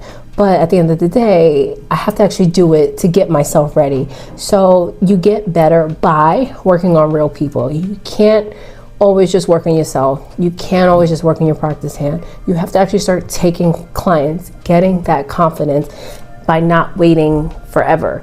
And start small and start smart. But the important thing is that you start. Now that we have our first few clients, we started working on our customers, we started working on our neighbors and all these people, how can we grow our client base and be consistent?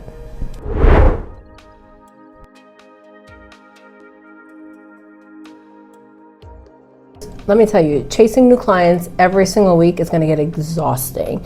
What we need to work on is building regulars that are going to come back time and time again. This is, again, the easiest way to get clients to book is to use the one that's already sitting in your chair. Simply saying, "Would you like to book your next appointment before you leave?" is going to be one sentence that just might very well change your income. Clients stay where they feel comfortable. So that means doing things like remembering little things about them.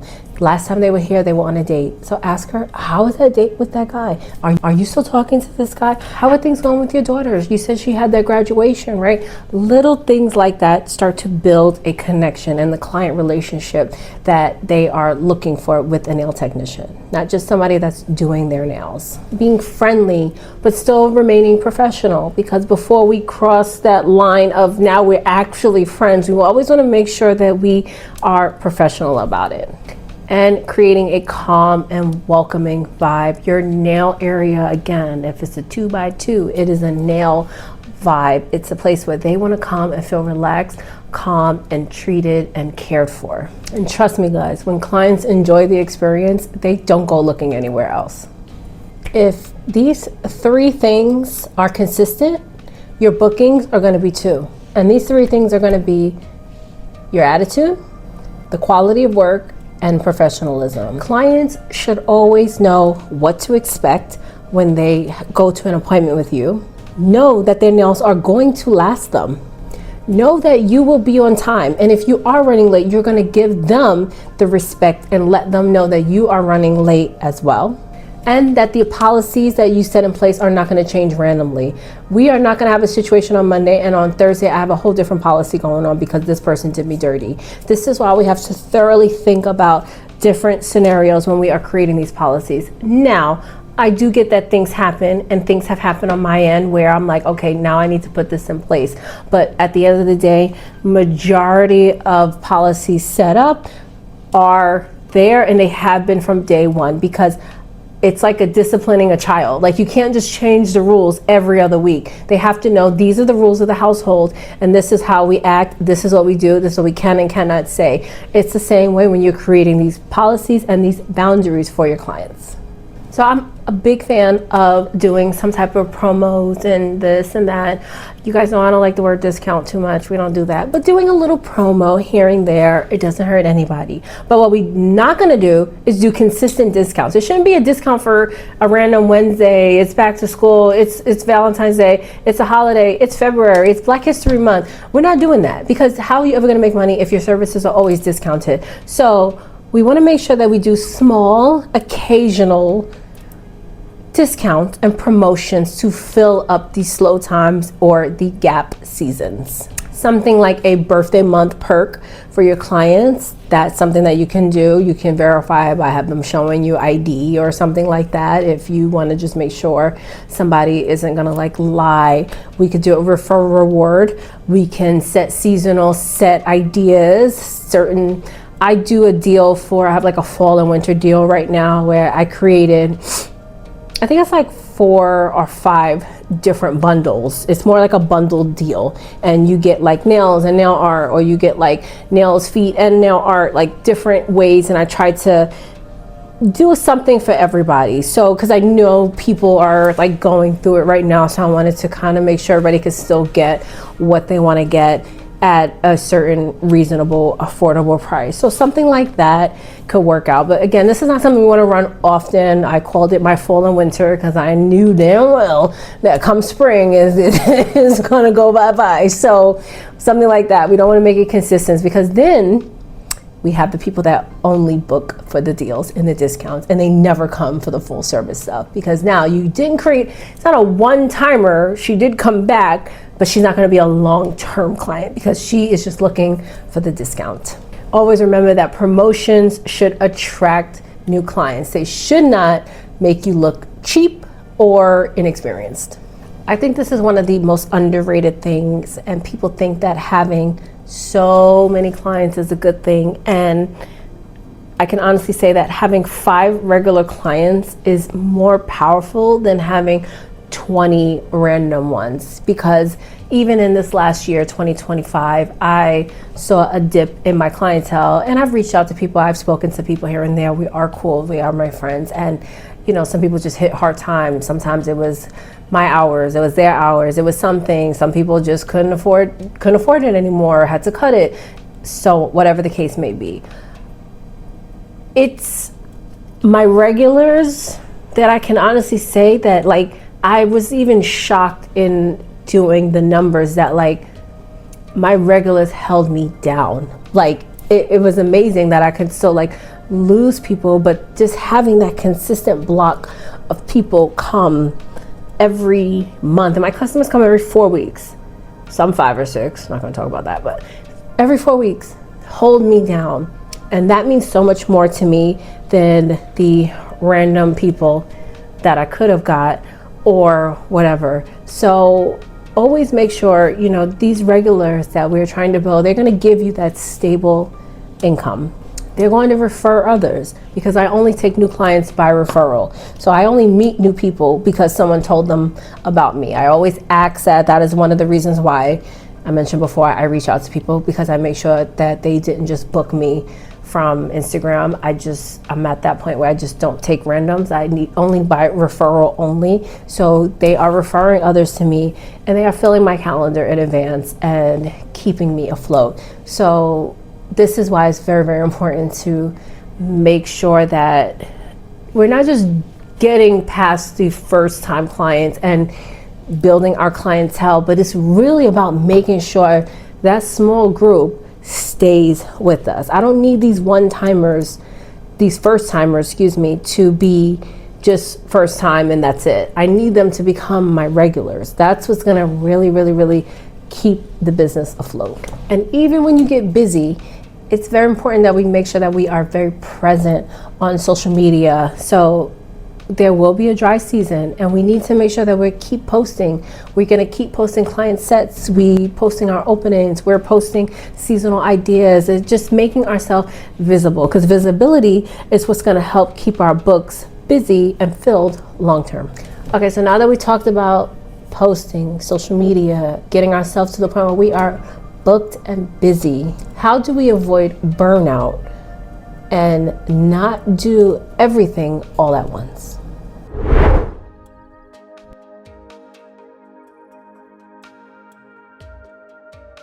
So we talked about staying booked and busy and building that regular client base, and we need to talk about something a little bit that's very important, where a lot of times that like you're in this money making mode and you are booked and busy and you are feeling yourself, and what happens? You work and burn out and crash. So how do we avoid this? Because you could be fully booked, making money, and still end up exhausted, overwhelmed, and ready to quit if you don't build your business in a sustainable way. A lot of new nail techs think that success means working all day, every day. They're working 10 to 12 hours. They're skipping breaks. Their body's hurting. They're mental. They're exhausted. They're emotional from it. And that's not long-term success. And you can't sustain your business at that level. And that's what we call burnout. That is burnout. That is the true definition of burnout. And you end up crashing. And my thing is, you always end up, people don't want to lose the money sometimes, so they don't want to stop. But what happens when you reach burnout, you end up crashing. And now you're out for like a week because you just can't take it, or you need it days. So either way, you're gonna miss out on something. It's just whether you accept it and it's by your terms or it's not. So what we don't want to do is get to that point of just complete exhaustion.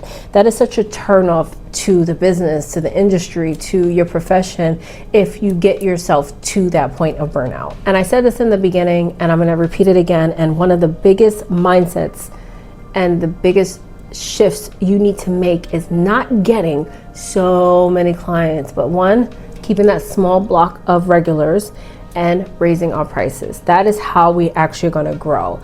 With me losing clients, to say in the last couple of years due to whatever reason, by me increasing my prices and holding down my regulars, I actually made the exact same amount of money that I did in 2024 and 2025. And I can tell you that I probably lost about 25% of my clientele from 2024 to 2025, but I made the same exact amount of money because I raised my prices and I had a good block of people that kept me alive.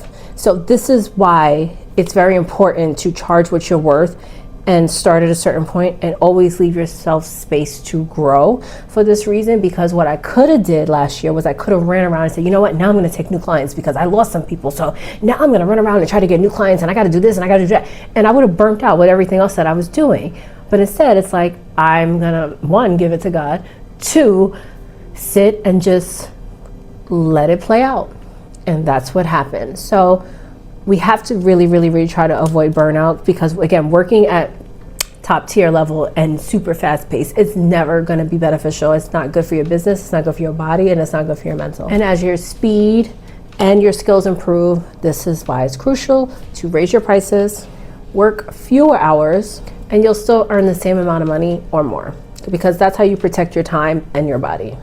This career is a very hands-on career, and if you don't take care of your body, you will be forced to stop. And people don't see it as that. I am an older nail tech. I've been doing this for a lot longer. And I always preach this to my students, is that we have to start to build certain habits so that you can do this a lot longer. And certain things that I wish somebody told me in doing this profession is how to treat my body. So stretching my hands and my back so I can avoid arthritis as I got older, good posture, and like I said, making sure that everything is ergonomically good for my back. And we were sitting and using the wrong chairs back in the day and doing all types of wrong things and taking breaks in between clients and not just work. And these are all things that I did for years and years, and it got to a certain point, but you don't have to. So we want to just think about, again, not just the mental, the physical as well, what it's doing to us and taking care of our bodies. Because at the end of the day, you want to make sure that you're doing nails for years, not months. And we also don't need to overwhelm ourselves. We don't have to learn every single new trend right away. Like, grow your skills step by step. Like I said, practice on one thing and then lead to another, and master these core services first. That's going to be crucial. Make sure that your timing is down, your speed is down, your retention is down, your application is down, your prep is good, your e-file skills are good. These are all core things, the bare minimums that you need to kind of master before we start talking about how to do isolated Chrome. Like, that is the least of your worries if you are trying to build your clientele and try to start up. So we want to make sure that we are knocking all that stuff out first, and invest in your education when you feel the need to. If you are practicing and you're on YouTube trying to learn something and it's just still not hitting, invest. There's nothing wrong with investing in a class that you can take in person. Maybe you are a hands-on in person. You need a mentor, you need an instructor to teach you these things in person. Not everything you can get online. Like, and online is great and all, but not everything is going to be beneficial for everyone depending on the type of learner that you are. So you definitely want to think about investing in yourself so we don't overwhelm ourselves with trying to learn these new trends and skills. Remember that growth, it should feel exciting. I should be excited that I'm trying something new, I'm getting better, I'm learning. I shouldn't be exhausted and overwhelmed and defeated when trying to grow. And as you grow, you need to make sure that you aren't relying on just a service as income. We want to be able to add certain things I spoke about earlier, where we would sell retail products. Maybe I'm going to start to make press-ons. Maybe I can start to create some digital products that can maybe help another nail tech. Maybe I figured out a way how to do a certain trick or something that might just help another nail tech out in the future, and I can create a digital product around that and sell that. I can teach other people as I get way out there. Maybe that's down the road. These are things that we're going to set up several different streams of income. As a business, I can tell you that doing nails was always something that I wanted to do, but it was never the end all and be all. I did want to teach. That was for me a big thing. When that happened, that checked that box for me, and that ran its course in a sense. Not done, obviously. We've shifted to online, but even online now, I've taken this community, you guys, from watching my videos to developing downloads, worksheets that can help you guys, to creating this masterclass, to creating regular tutorials, to creating an email list, to creating a nail chat live where I can actually be in the forefront. And you know, I notice a lot of times you guys have questions and I can't always just answer it in a blurb. So I'm like, we can actually talk face to face. But now it's becoming this growing business, and this is how things develop. So we don't always just want to think about us again as nail techs. We want to think about it as a business and how this business can grow and blossom over time. But first, you need to build a strong foundation with your services. So that's first and foremost before any of that. And remember that you are not just a nail tech. You are a person that has a life that needs to have a nice work-life balance. So that means scheduling days off, giving yourself vacation, cutting it off at a certain point. You have to be strict about it. I know people will talk you into staying late or coming in early, and you have to be strict about that. And it's not in a strict so they don't take advantage, boundaries way. It's for your own sanity that you step away from work, especially if you are working at home. It's a very funny situation of work-life balance when you are home. So you really need to cut that off. That's something that I personally had to deal with myself, and working from home and being like, okay, well, I'm just gonna work and then I'm gonna do some stuff on the computer and then I'm gonna edit and this. No, I cut it off. It's like 5, 6 o'clock. We cut it off because I have to treat this like this is a 9 to 5. If I was going into the office, I wouldn't be leaving at 11 o'clock at night. I'm gonna shut it down at a certain point and go home and live my life. So I'm gonna treat it as such. So make sure that you have a good work-life balance. So you're in a position to create a nice, sustainable nail career and a business for yourself, and without being burnt out or overwhelmed. But let's talk about for 1 second the bigger picture and how this career can grow into so much more than just doing nails behind the table.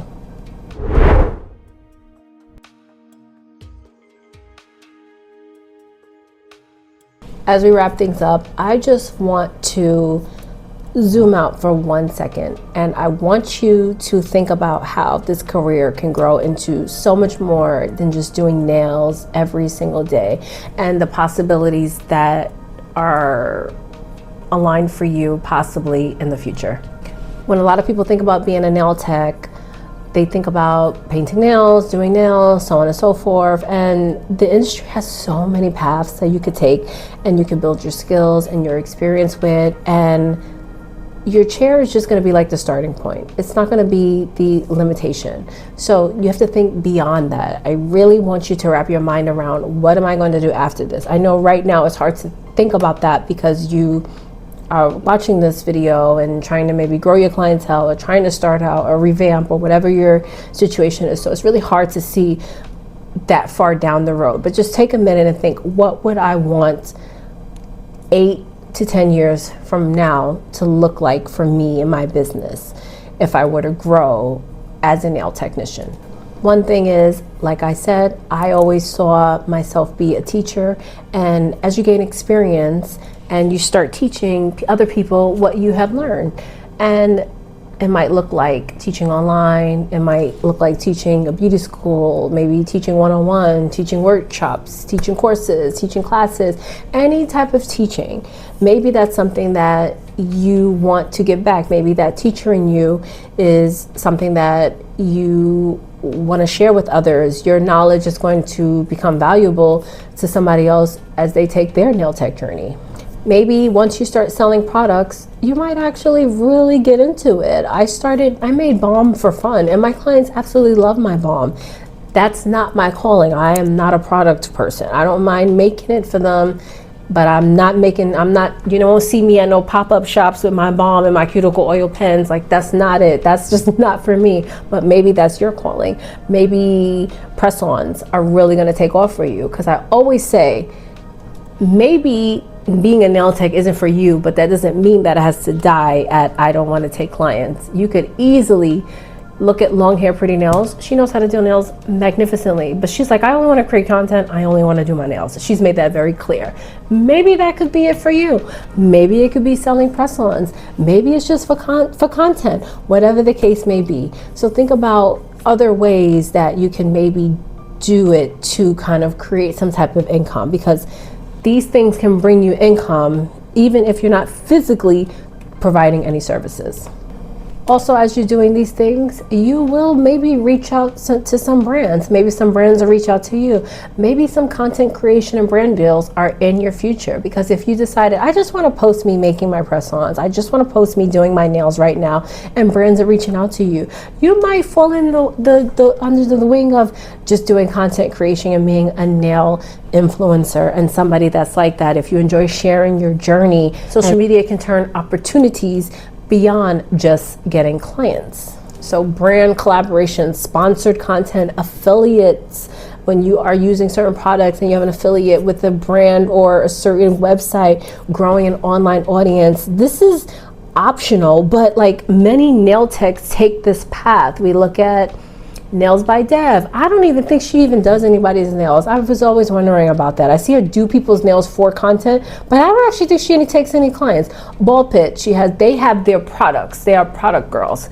and they do social media and they do content, but they don't actually even like take clients. Again, you can be a licensed nail tech, have the income, make the money, but you don't actually have to provide any services. Maybe that's something else that's calling for you as well. Or maybe you do want to be that nail tech that offers everything, that long-term, I love providing services for clients. And remember that you don't have to offer everything at first. And over time, you expand to advanced nail arts and pedicures and all of the things. And these are just certain type of group of people that we as nail techs, we just love that client interaction. I am one of those people. I love doing my clients. I love that interaction. I don't think that I fit in that world of I would just do this for the camera type thing. Like, I do it as a bonus, but I don't consider myself a content creator, if that makes sense. Maybe that sounds funny. I create content, but I don't like being a content creator is never a thing on my list. I want to excel and succeed in other ways in this industry, but this is just it's fun. It's a couple bucks. It's nothing really like that deep to me, but I am a hardcore nail tech. I love to do that. And when you are growing, you want that growth to feel like a step forward.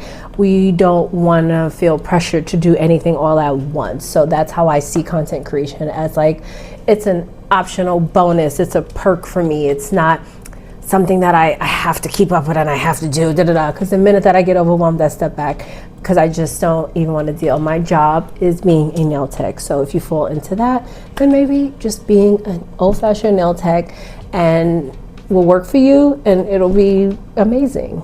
It's an amazing career.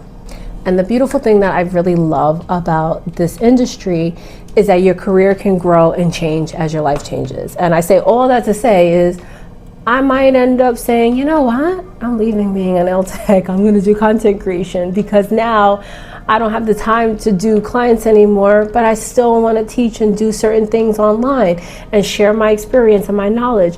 That might change. That might change with my age. That might change in my circumstances, my situations. Like, who really knows? But it's just so much options that we have as nail technicians. And you might just start by doing nails, but later add teaching, products, and all these other streams of income. That is also a possibility as well. There is no one right path for anybody. When you treat your nail work like a real business, it's going to become a career that can support you for a long time. This is so much bigger than just learning how to do a full set. Like, it's about building something that you can grow with and develop. If you made it through this entire masterclass, congratulations. You now understand how to start correctly, build your skills, attract clients, price for profit, and grow without burning out. And remember that you don't need to know everything today. You just need to start the right way and stay consistent. So now you've got the full blueprint of what it really takes from starting your nail business to actually growing it the right way. But here's the thing. Watching is one thing. Actually building that plan step by step is going to be another thing. That's exactly why I took the time to create something to go along with this masterclass. I put together the ultimate nail business blueprint, and that's going to walk you through everything that you need to help map out your services, your setup, your supplies, your client experience, marketing, and your first 30, 60, and 90-day plan. So instead of just taking notes, you're actually building your business plan while you're watching. And because I know sometimes the numbers is what really can throw people off, I've actually created something else. I also made the advanced planning workbook. And that is going to actually help you figure out what you need to actually get started, how to price your services using a very simple new formula I created, how many clients you're going to need to exactly reach just so you can hit those income goals, and how to separate those must-have supplies to those extra upgrades. So you're not just dreaming about this business. You're planning it in a way that's going to actually make you some money. And you can grab each one of these workbooks separately, get them together as the Nail Business Blueprint System, which is going to be the full step-by-step planning bundle. Everything is linked right below in this video for you. So if you're serious about starting this nail business and you don't want to guess your way through it and try to figure it out on your own, you don't want to undercharge, and you don't want to get overwhelmed, these workbooks are going to help you out. I'm going to turn everything that we talked about to a nice, clear, and easy plan. If you guys like this video, definitely give it a thumbs up. If you have any other questions, please do not hesitate to leave me a comment down below and I will be sure to answer it. Thank you so much for sticking with me this long, and I will see you next time. Bye.